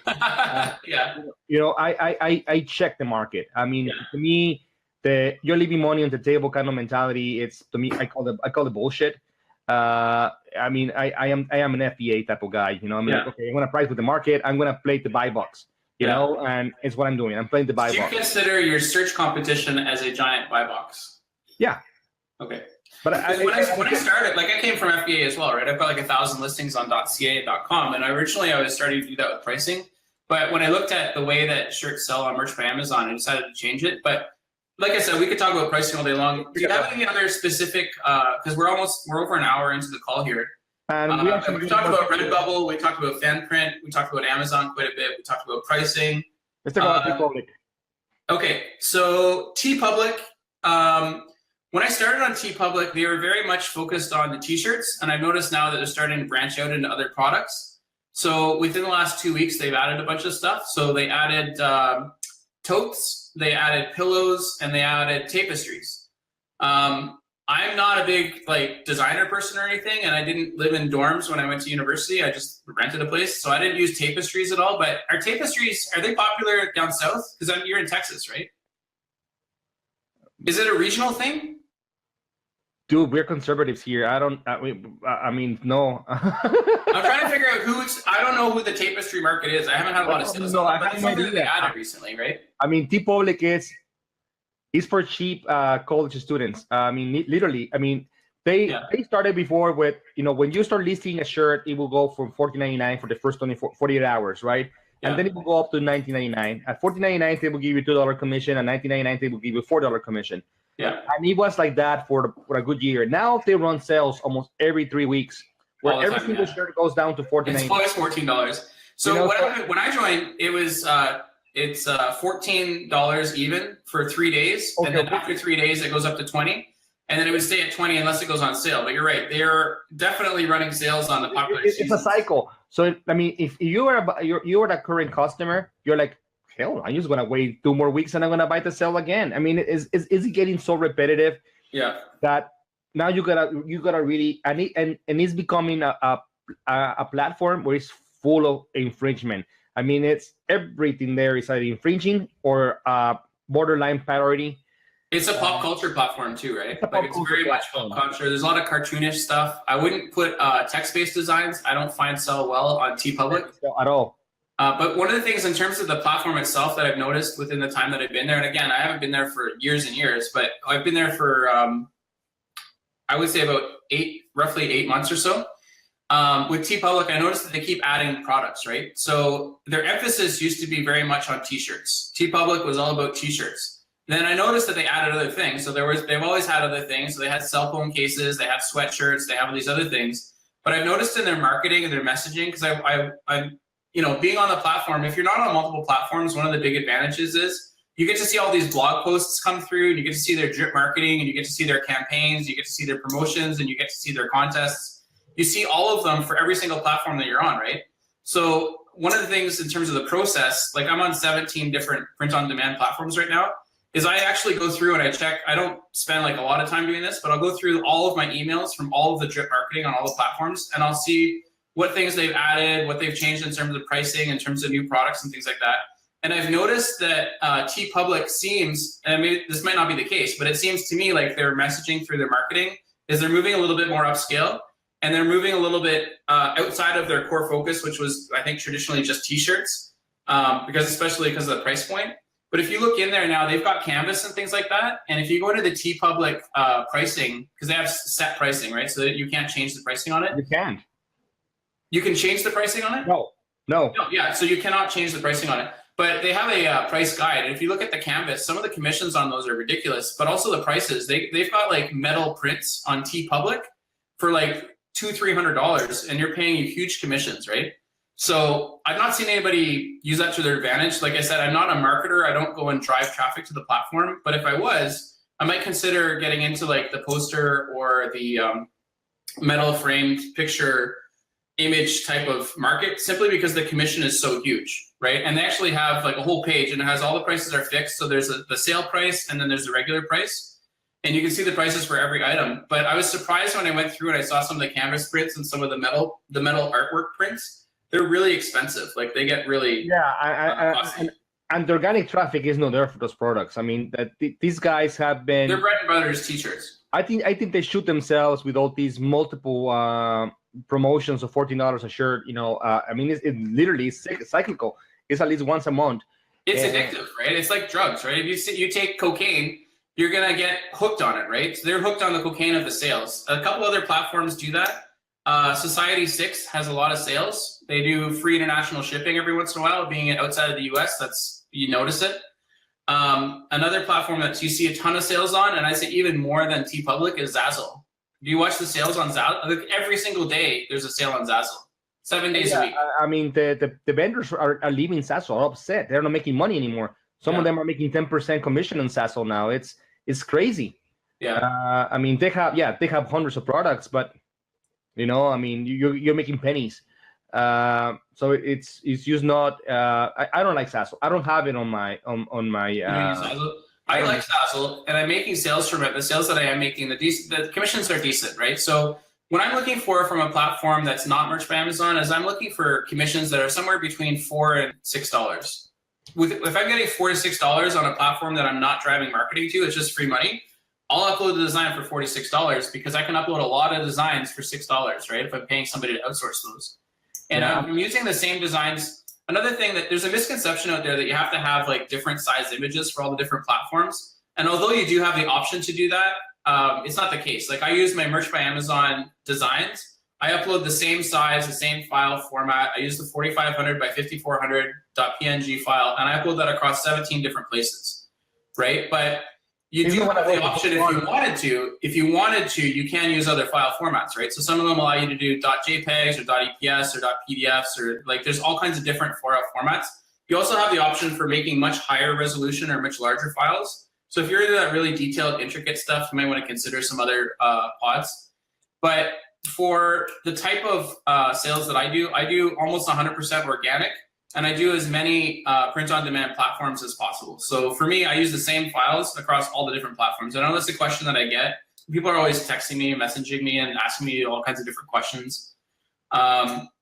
So, people are watching the replay or the YouTube. It's probably something that people ask about. Well, do I have to have different files and convert them for different platforms? You don't. You can use the Merch by Amazon images across just about any of the platforms. Yeah, I mean, the only difference is that in some platforms, your PNG from Merch by Amazon is not going to work on some of the products. So everybody will tell you, like, for example, Redbubble is not it doesn't work on the skirts and the dresses and stuff like that. It's going to tell you. It does. It's just by default they're turned off. The thing is, you can still use them. Those are meant for full sublimation. It just looks horrible. The ones we do, they're not meant for for this type of design. The design themselves. So if you're looking for sublimation, there's kind of a couple different ways to design for sublimation. One is to design something so that it doesn't really matter where the borders are, and you can stretch it and zoom it. It doesn't really matter too much. Another one is pattern designs. So if you remind me after the call, I'll give you a link. I can put it in your Facebook group. I put up a link to one of the platforms had on how to make a repeating design. And it works across all the sublimations. So whether it's a dress or whether it's something like Rage On. I do that on Redbubble in some cases. Like if we have a picture of a unicorn, I do that where you can do a grid and it gives them like 60 little images in the full sublimation. Yeah, some of those work, but when you have text, it doesn't look very good. So I mean, it depends, right? And you have to be very careful in some areas, where you do that. So in Redbubble has that. But if you're doing design only, the Redbubble auto design where you have the sizing option and you can auto pattern, so you either have a grid or you have an offset grid, that's what you're talking about. If you're doing design only designs and you don't have text, you might as well do that for just about any of the Redbubble ones that do sublimation. Whether it's a hardcover book or a clock or the leggings or anything like that. I have never sold a book. I have never sold a notebook. I have never. Do you list them or do you not list them? I list them. I list them, but I never sold one. And I use them with the pattern ones, because some of them look good.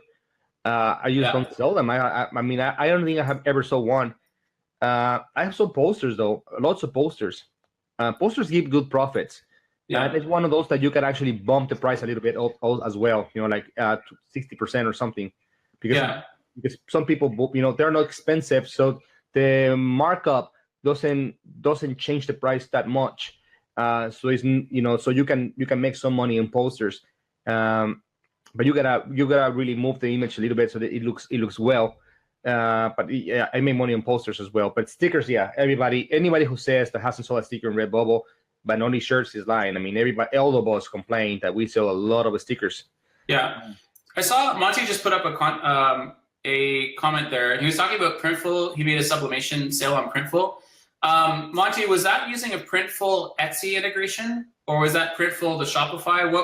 How did you sell it through Printful? What was the that was which Etsy. method was it?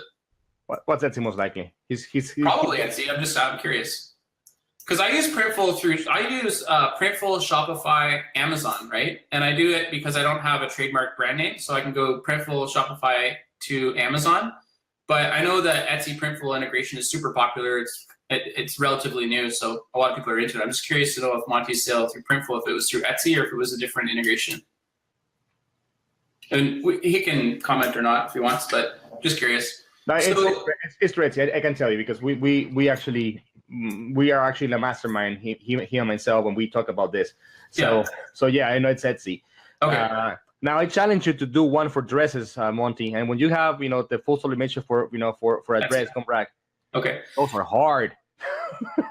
So that was my other question, and this is just out of curiosity. I know I've seen some platforms now that have duffel bags, and they have dresses and leggings and things like that.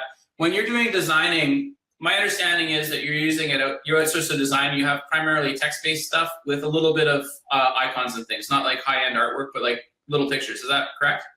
Yeah. So do you ever have your designer specifically design for those sort of non-square type designs like the leggings and the duffel bags and the dresses and things like that? Do you ever design specifically for them? I don't. I mean, they're very complicated. You see, first of all, for example, for a dress, they give you a template for it, and it's not a square at all. I mean, then you have to be very careful because the lady parts. You have to understand the anatomy of the woman correctly to design those, because then you can have a bad image in the wrong part. Yeah. And if it stretches, it's gonna look no good. So you gotta think that these things are actually lycras, so they stretch a lot.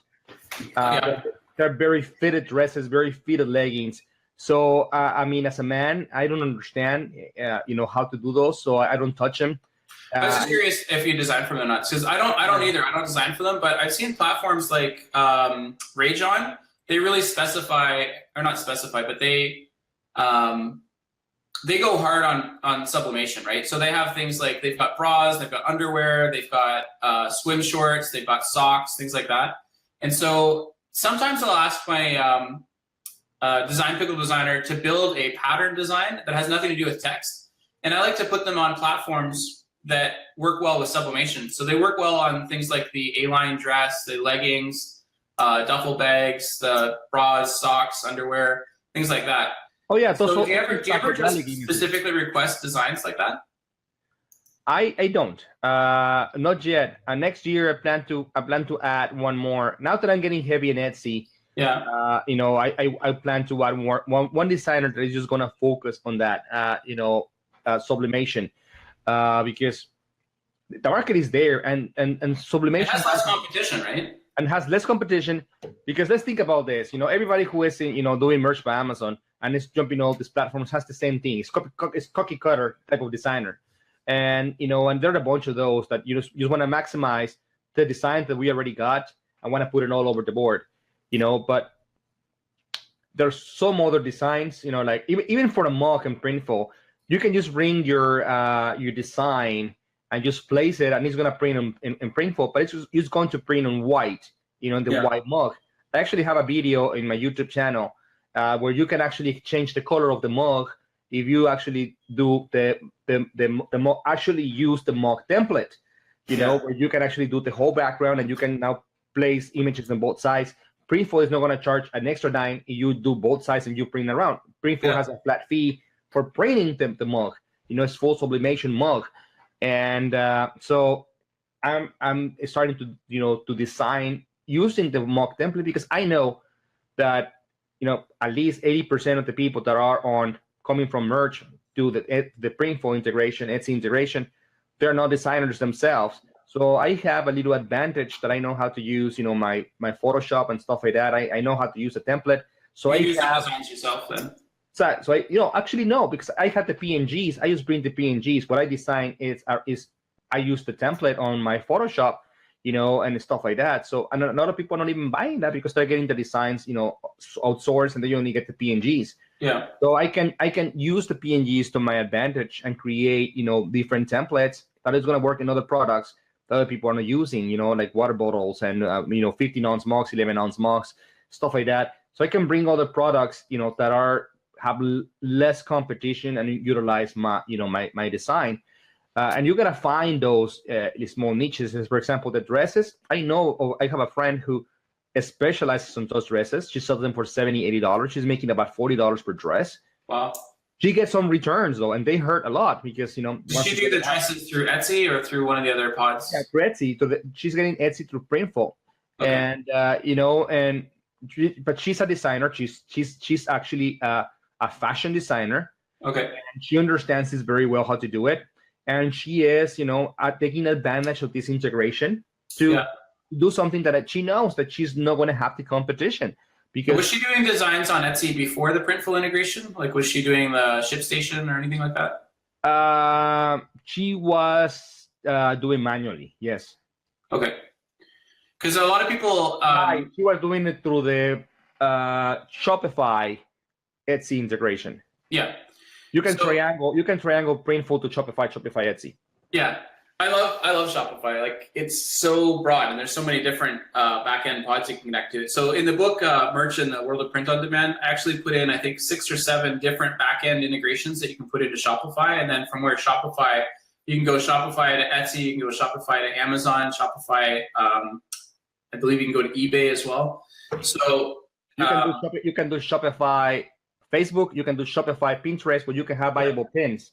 And that is the only platform. There's one more platform that actually has buyable pins. Yeah. But it's the only one that actually gives you buyable pins in Pinterest. So you have a huge advantage. Even if you don't even launch your Shopify store to the public, you can make Pinterest your store. Yeah. For having a nice board with a bunch of viable pins, and that by itself pays because you have a market that is pretty much not very tapped. Yeah. What else do we want to talk about, guys? What other parts you want us to talk about? I mean, I think we should touch on some of this design things a little bit. So some of the print-on-demand platforms are really geared around the design, the artsiness, or I call them like artsy designs, and less the text-based designs. And they're ones that I don't hear very many people talking about, but I know within the art community or for the artists community, and certainly within buyers, there's a huge demand for certain types of designs. So if you're an artist and you like to spend lots of time on a design and you want to try and sell that artwork online, you may want to consider Society 6 is one that does that well. Rajon, certainly if you want to do sublimation. So sublimation is the all-over print, so it goes like right up to the collar, it goes out to the sleeve, under the arms, everywhere. You want to do design by humans, and design by humans, actually you have to submit a portfolio in order to get into the platform, but once you're in the platform, you can submit your designs into it. Those are some platforms which really focus on the design. Okay, so if you're an artistic designer and you don't want to do like mass shirts, I know there's a whole audience out there for both on the design side and on the buyer side that people want like a really high quality artistic design. And I've talked to people that sell on Merch by Amazon. They're like, well, I spent like 3 hours doing this painting and then I took a picture and I put it on Merch by Amazon. I'm not getting any sales. But I do the same thing on Society 6 and I'm getting tons of sales, right? I'm like, that's, the different pods have different audiences, right? Like you said earlier, TeePublic is good for college, university students, young people, people that are looking for deals on shirts, and they're certainly fishing for those $14 t-shirts. Something like Design by Humans, Society 6, and Rajon. And Rajon, yeah. If you're focused on the design side, you want to do artistic type designs, you definitely need to consider those platforms. Well, Rajon, you don't have. I mean, Rajon, also you are a photographer. I mean, oh yeah, they have the best mobile app. Eh? They have the best mobile app. The Rajon mobile app is crazy, right? You just take pictures of stuff and make designs like in 10 seconds. Yeah, I mean, you're one of those person that have very good eyes for sunsets and stuff like that, and or flower fields, deserts, stuff like that. Yeah. In Rajon, they actually have a market. I mean, you don't even have to be a designer. You are very good at taking pictures. Yeah. Of your environment. You can do very good in Rajon. I don't know how well it converts because I have it on my list, but I haven't got to it yet. Right now, I'm actually trying Customized Girl. I like it because you can do custom products in there. Yeah, it's very female specific. They have some male. I've been uploading on them little by little. It's still. I got my first sale 2 days ago. I only have about 10 designs still. I'm still learning the platform. I'm right now more into the spy mode. To reviewing other people's their listings and stuff like that. Trying to understand the platform better. I have a lot of feminine designs, done. So I was thinking, I probably and I started getting into that feminine side, because of Etsy, that I hadn't explored that area because at first I was more like I'm a man. I wanna, I don't want to focus too much into women and stuff like that. But now that I'm writing, my keywords on Etsy now more targeted to the female market, especially the mom market, because I'm targeting a lot of t-shirts for kids and stuff like that, t-shirts for my for baby, onesies and stuff like that. That I'm now exploring a different keyboard mentality. That I said, okay, Customized Girls actually could be one of the platforms can kind of align with me with the Etsy platform, because I can learn how to write keywords by looking at all the other designs there that are targeted for women. Yeah. Some of them are targeted to feminazis women, but they're targeted to women. And I can learn something from it to find more feminine touch on words that, that emerge by Amazon I don't really need. I think in a general sense, and I don't want to make anything specific, but generally speaking, I think women spend more on clothing. So focusing on women's designs is going to sell you, generally speaking, more shirts.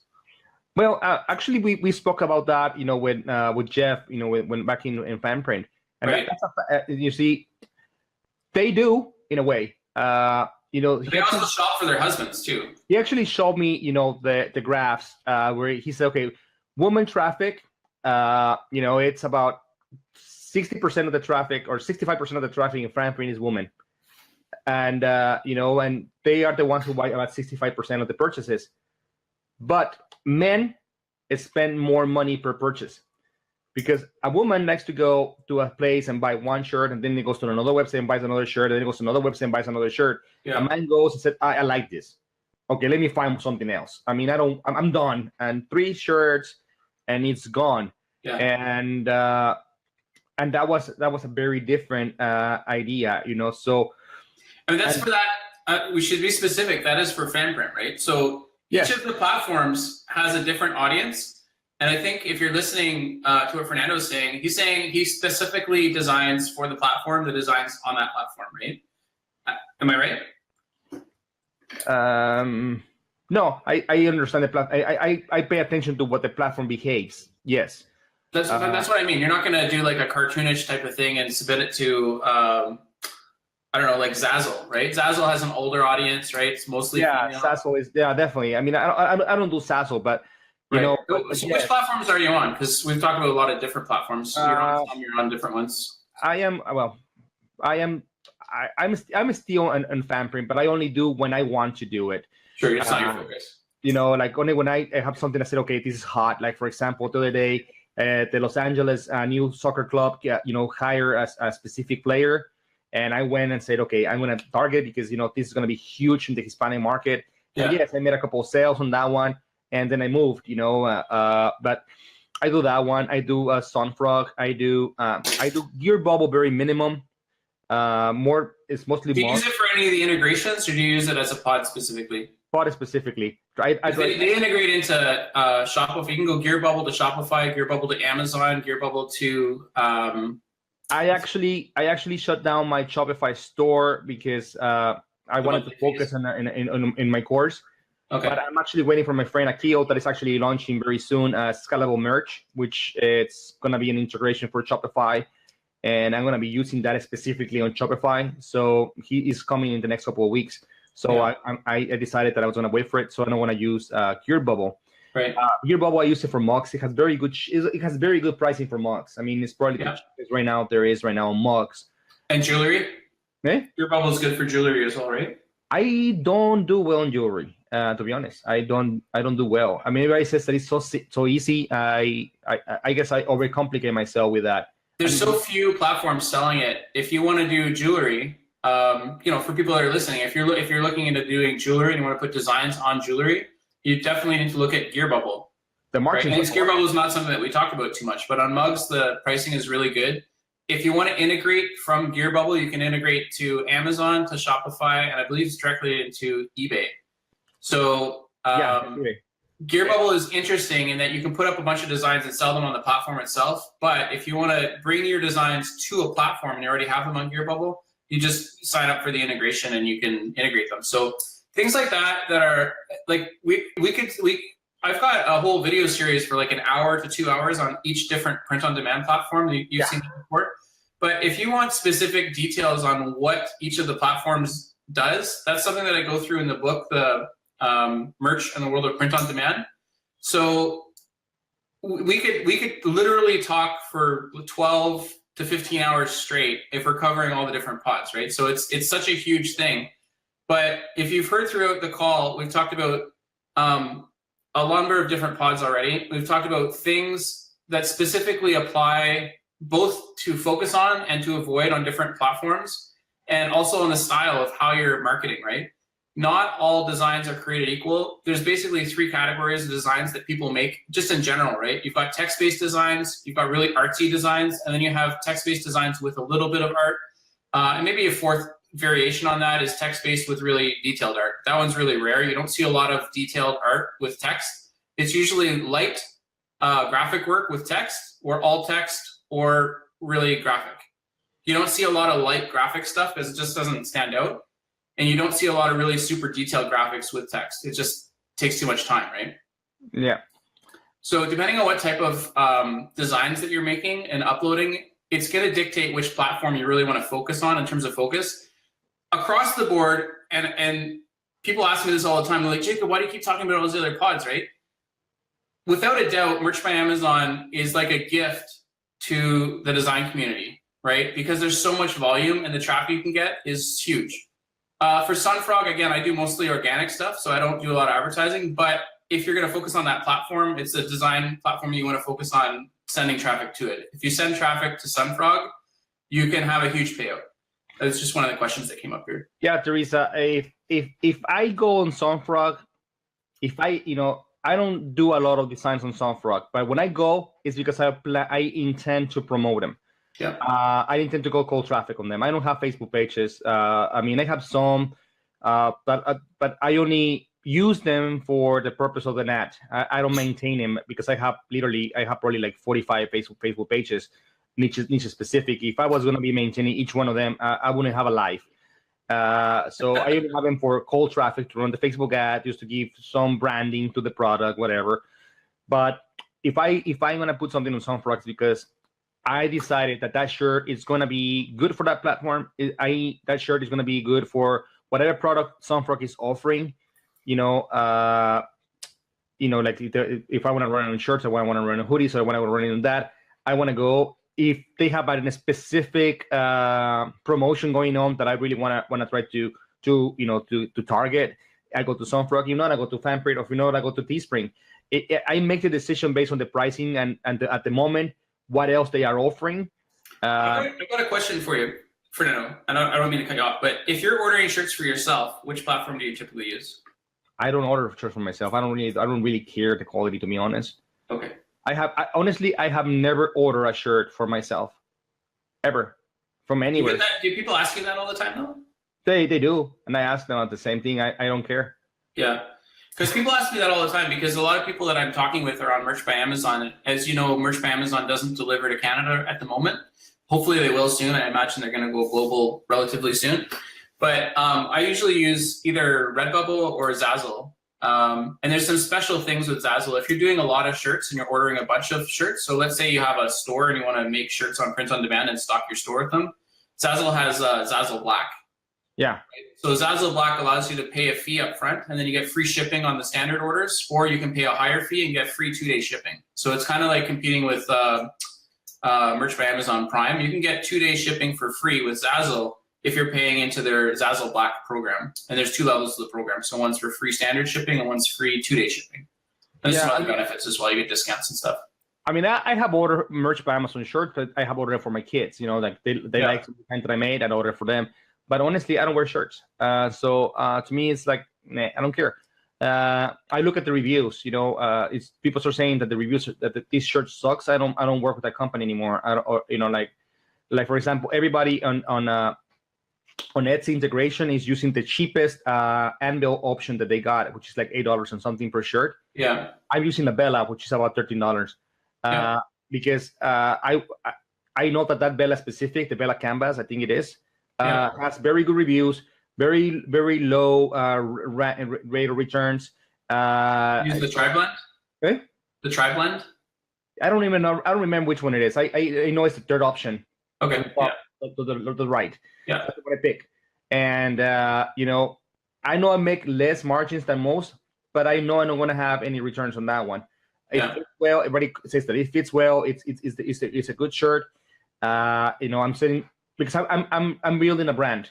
The same brand that it's in my Etsy store, I have it on my Seller Central, and the same brand that I have in Seller Central, I have it on Merch by Amazon.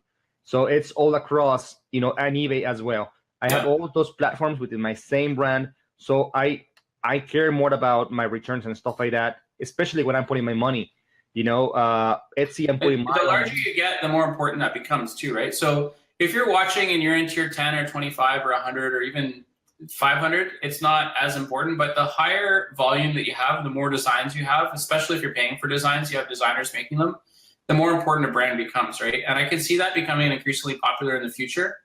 as more people find out about print on demand in general, but not just on Amazon, but across any of the print on demand platforms, brand becomes more important. So to me, branding has always been important. But again, I come from the merch by Amazon, not merch by Amazon, by the Amazon FBA mentality. Yeah. That my brand is important, private label is important. So to me, I have never named my product, like there's people that have like 1,000 different brands in their shirts. My brand has always been the same, merch by Amazon. I mean, well, actually I have like 3 different brands, but I have the same 3 brands on my Seller Central account.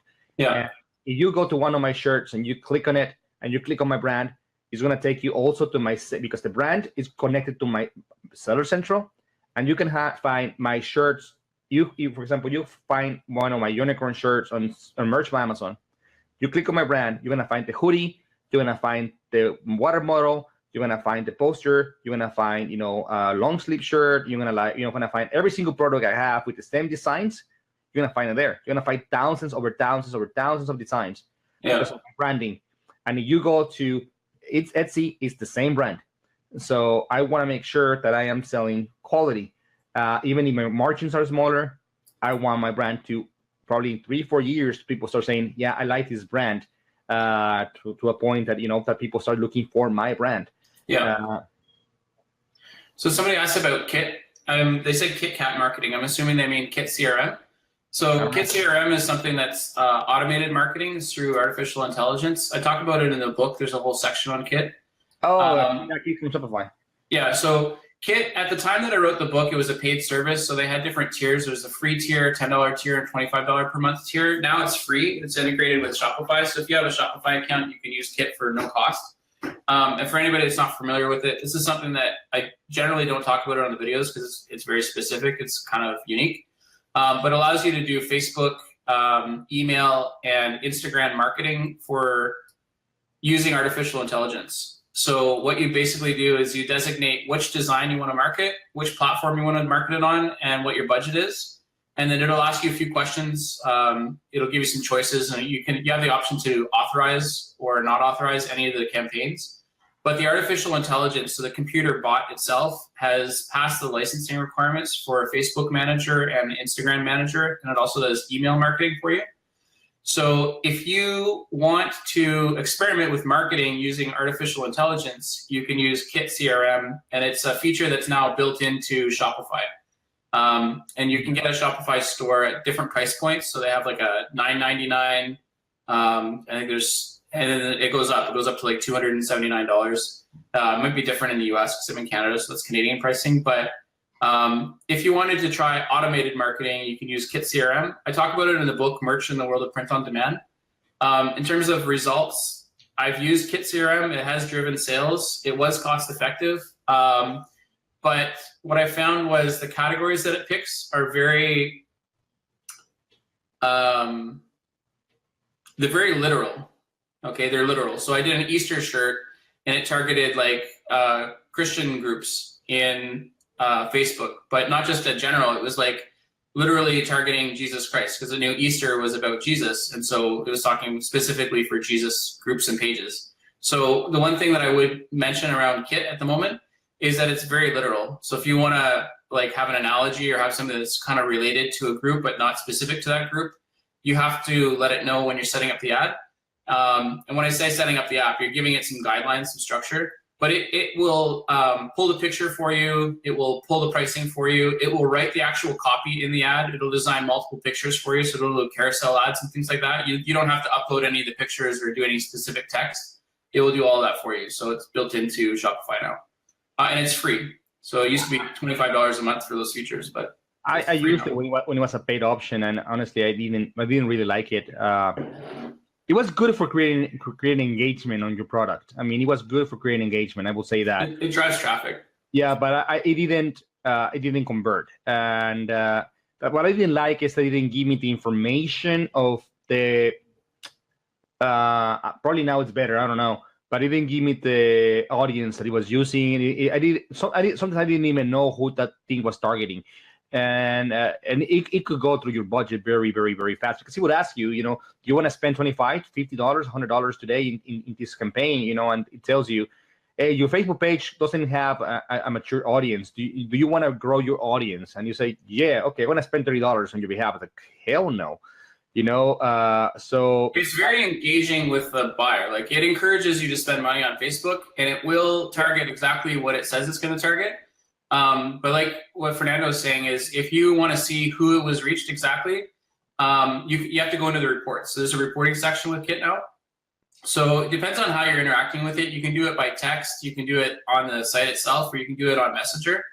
I use Kit with Facebook Messenger, so I'll type to it like a person. I'll be like, "Hi, Kit." It'll be like, "Oh, hi.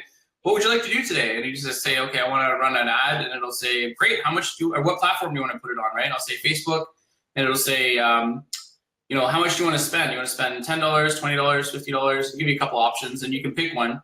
And then it'll generate the campaign. If it's already something you've done before, then it has the guidelines. If it's new, it'll give you some options. And then you just pick the option, and it builds out the whole campaign for you. One thing I will mention with Kit, when you used it, did you retarget anybody or do concurrent campaigns? I used it last year, so I haven't used it in a while. I wouldn't remember. Okay, when I did it, I would run the SAM campaign, and it would get better and better. Every time I ran it, it would get better. And it actually is using the algorithm. That's the pixel that is doing that for you. Not really Kit, it's the pixel.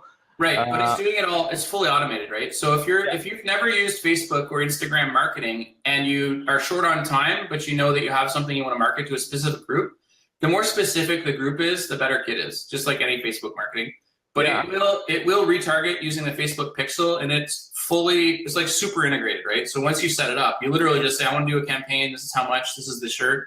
Go for it," and it'll market the crap out of it. Yeah, I mean, you have no problem. You don't know how to run Facebook ads, and you have no problem spending the money.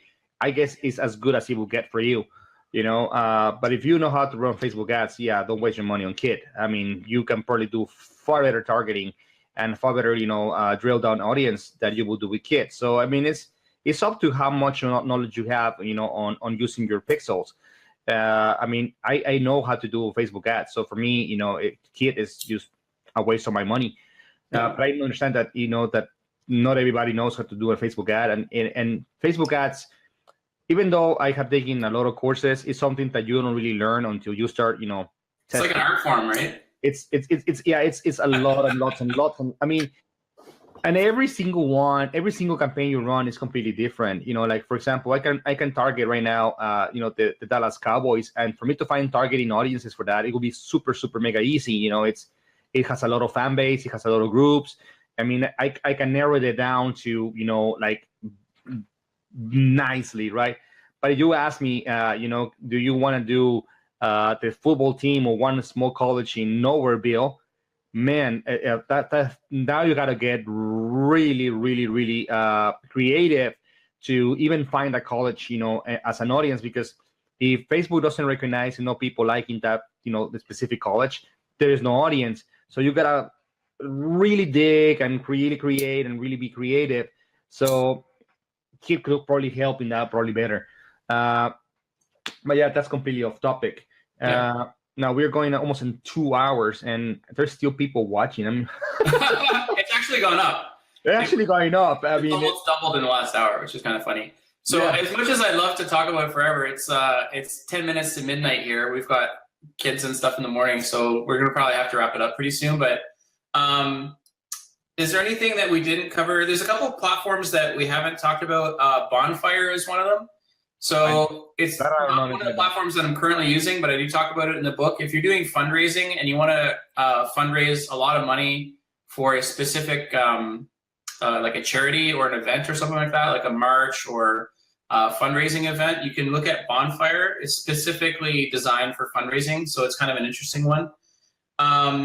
There are some European print-on-demand platforms. We really don't have time to go into the details about it. Spreadshirt has both a European side and a North American side, and they've got like 14 different URLs that they have. They also have, I think, 8 different languages. So Spreadshirt is one of the probably under talked about platforms that people should probably look into, and they allow you to do both your own designs. You can also do affiliates, so you can make money off other people's designs. Which one? You want to go that road and market to it, Spreadshirt. Oh yeah. Yeah, Spreadshirt's a large platform, and they're growing really rapidly. I think it's a publicly traded company as well, so they actually have like quarterly statements, and they talk about what they're doing and stuff. But it's an interesting platform. The Etsy integration, we didn't talk too much about it, but it's definitely one of the hotter ones. Etsy is a huge platform in terms of traffic.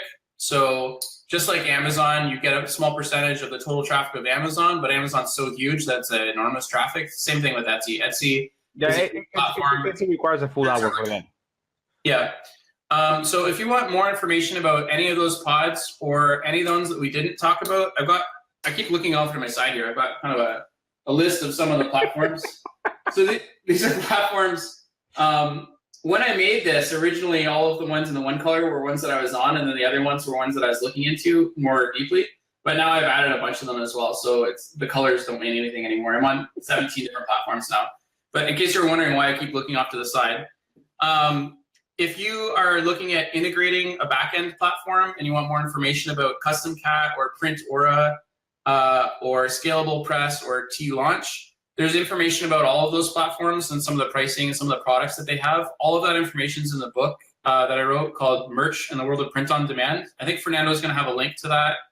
If you're watching this on YouTube and probably also on Facebook, you've got a link for that, so you can mention it. Yeah, I'll drop a link. Yeah, currently it's about 131 pages, and it's about to get a lot larger. I'm working on it. We've actually taken the whole day off tomorrow, so Tara's taking time off work to go and work with me on it now. Because we still have to get the print version out. The book came out in March, and the idea was to have the print version also in March, but a bunch of stuff happened, so it's still coming. If you pre-ordered it already, you should still be getting the print version as soon as it's out. It's not out yet, but it will be. It's going to have a lot different information. There's a bunch of areas specifically in the book that weren't covered in depth. They were covered kind of partially, but not as in depth as I'd like them to be. So there's going to be added to the print version. And then in the print version and the ebook version are going to be the same when the print version comes out, but you also get the updates. So when it comes out, you'll get it'll be version 6. There's already been 4 updates to the book since it came out. So if you want more information about multiple pods, you want to get into specific things like what kind of products are on them, the pricing, the market size, like how big are they, which ones have the biggest audiences, what are the things they specifically go. And then things like that Redbubble thing with the children chicking it off, those things are really helpful for sales. They'll drive additional sales on existing platforms if you're already on them. That stuff's in the book as well. It also goes into marketing. It goes into outsourcing. There's a whole chapter on outsourcing. So I go into like how to outsource design, uploading, management, how to do it yourself, how to use the service. All that stuff's in the book as well. So I don't know. Is there anything else that specifically you wanted to cover on the call? No, I mean, if they have any more questions, yeah, I'll be glad to answer it right now. If I mean, there is always the group to ask the questions, right? I mean, or after the video, it's over. We can continue answering them. Yeah, we're going in 2 hours, so I mean, I want to thank everybody here tonight. I mean, we had consistent, audience. Thank you very much. So far, it's about 165 different people were watching this video at one point. So I mean, it was a nice turnaround. I will post the link for Jacob's group. I mean, for Jacob's book. I mean, if you're already taking my course, it's an addition to it. I mean, he goes into more pods than I cover. I only cover the ones I use, the ones I want to use, but he covers about 40 or some different pods. I mean, so it's around 40. If I had covered all those spots in my course, it would probably be 3 months to finish it. So I just couldn't add more. It just didn't make sense. But if you want to learn more about pods, I mean, yeah, he definitely it's in a lot of them. He's in a lot more than I am. I'm more specific, but I also do FBA, and I do other stuff that takes my time. If you want to know more, I'll do that. If you guys have no more questions, we're going to end it. Do you have anything else you want to close it with statement, Jacob? No, I mean, we should make sure that people know, like, if this is going to be on YouTube as well, people need to know you've got a Facebook group. I've got a Facebook group, so you can find us there. You can put links to those. You can also reach us both on, I don't know if you'd like to be reached there or not, but I like to be reached on Facebook Messenger is a good way to get a hold of me. Oh yes, definitely. I mean, Facebook message. I mean, add me as a friend. Follow my YouTube. Yeah, this is gonna be a YouTube channel. The other chapters of the Hustle Tonight show had already been added to YouTube. So, I mean, this is going on. We don't have any more this weekend. On Monday, we're gonna have Mike Guo. We're gonna be talking about merch, selling merch on business locally. I already had a long conversation with Mike about it. I already took his course. I mean, you want to learn. I mean, you don't even have to buy the course. You want to learn a lot about how to do that.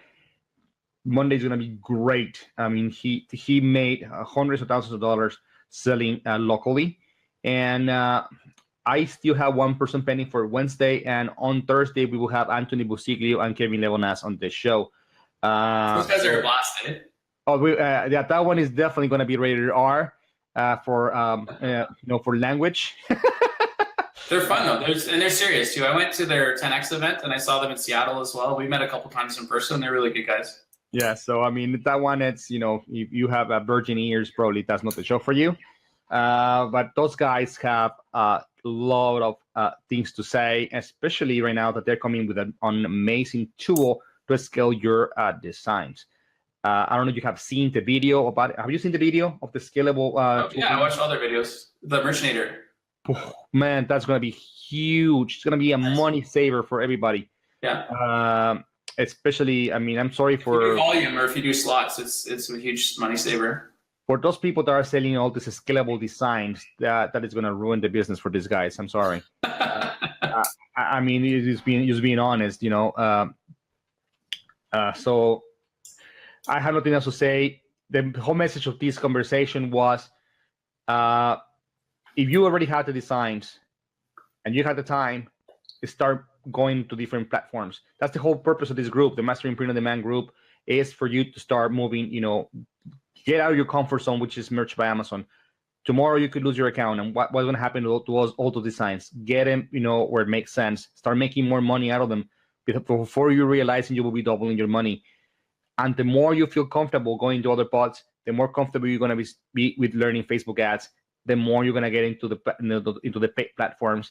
And once you get there, you will see that what you were making, on all the other platforms are pennies. That is where you want to be, but it takes practice. It starts getting into other platforms that are going to require more of you. They're going to require better designs, going to require better investment in your designers. And once you get there, there is no limit. I mean, we're going to have soon somebody who is making over $2 million a year on Shopify. Chris Blair. A year in profits, not on sales, selling used print on demand. We will have a bunch of those people coming. I want to thank you for your time, Jacob. Thanks for having me. 2 hours. So it was 1 more hour than we expected, But yeah, we had to stop it. Otherwise, we'll be speaking here the whole night. There's so much information. Yeah, I think in terms of takeaways, there's 3 things that I'd recommend for anybody that gets into the business. One is if you're using just Merch by Amazon, you want to make sure you're maxing out your designs uploads every day. If you're not, you're really leaving money on the table. Number 2, if you want to scale the business, I think you really need to consider looking at multiple pods. And number 3, I think if you're doing multiple pods, and you want to scale the business, you almost certainly have to outsource, whether it's design or uploading or both, or even keyword research. I think outsourcing is going to be probably the thing you hear the most about in 2018 in terms of this whole ecosystem. I don't think you've heard about it enough. And I think outsourcing, you're going to hear a lot more about it. Yeah. If you look at all the big sellers on Merch by Amazon, across the board, almost all of them are outsourcing designs at this point. Some of them are still doing their own, but it's very few and far between for the people that are making a lot of money on it. And I think you're also going to see a lot more services coming out with designs, selling services. So you've already seen a bunch of new ones come out this year. I think next year that's going to explode. I don't think there's going to be shortage of designs. So if you want to make money at the business, I think you really need to learn how to outsource well. And what Fernando is talking about with the multiple pods, if you're going to drive marketing to them, you can make a lot more money with print on demand. That's for sure. Okay, man. Have a good night. Yeah, take care, Fernando. Thanks, guys. Bye. Bye.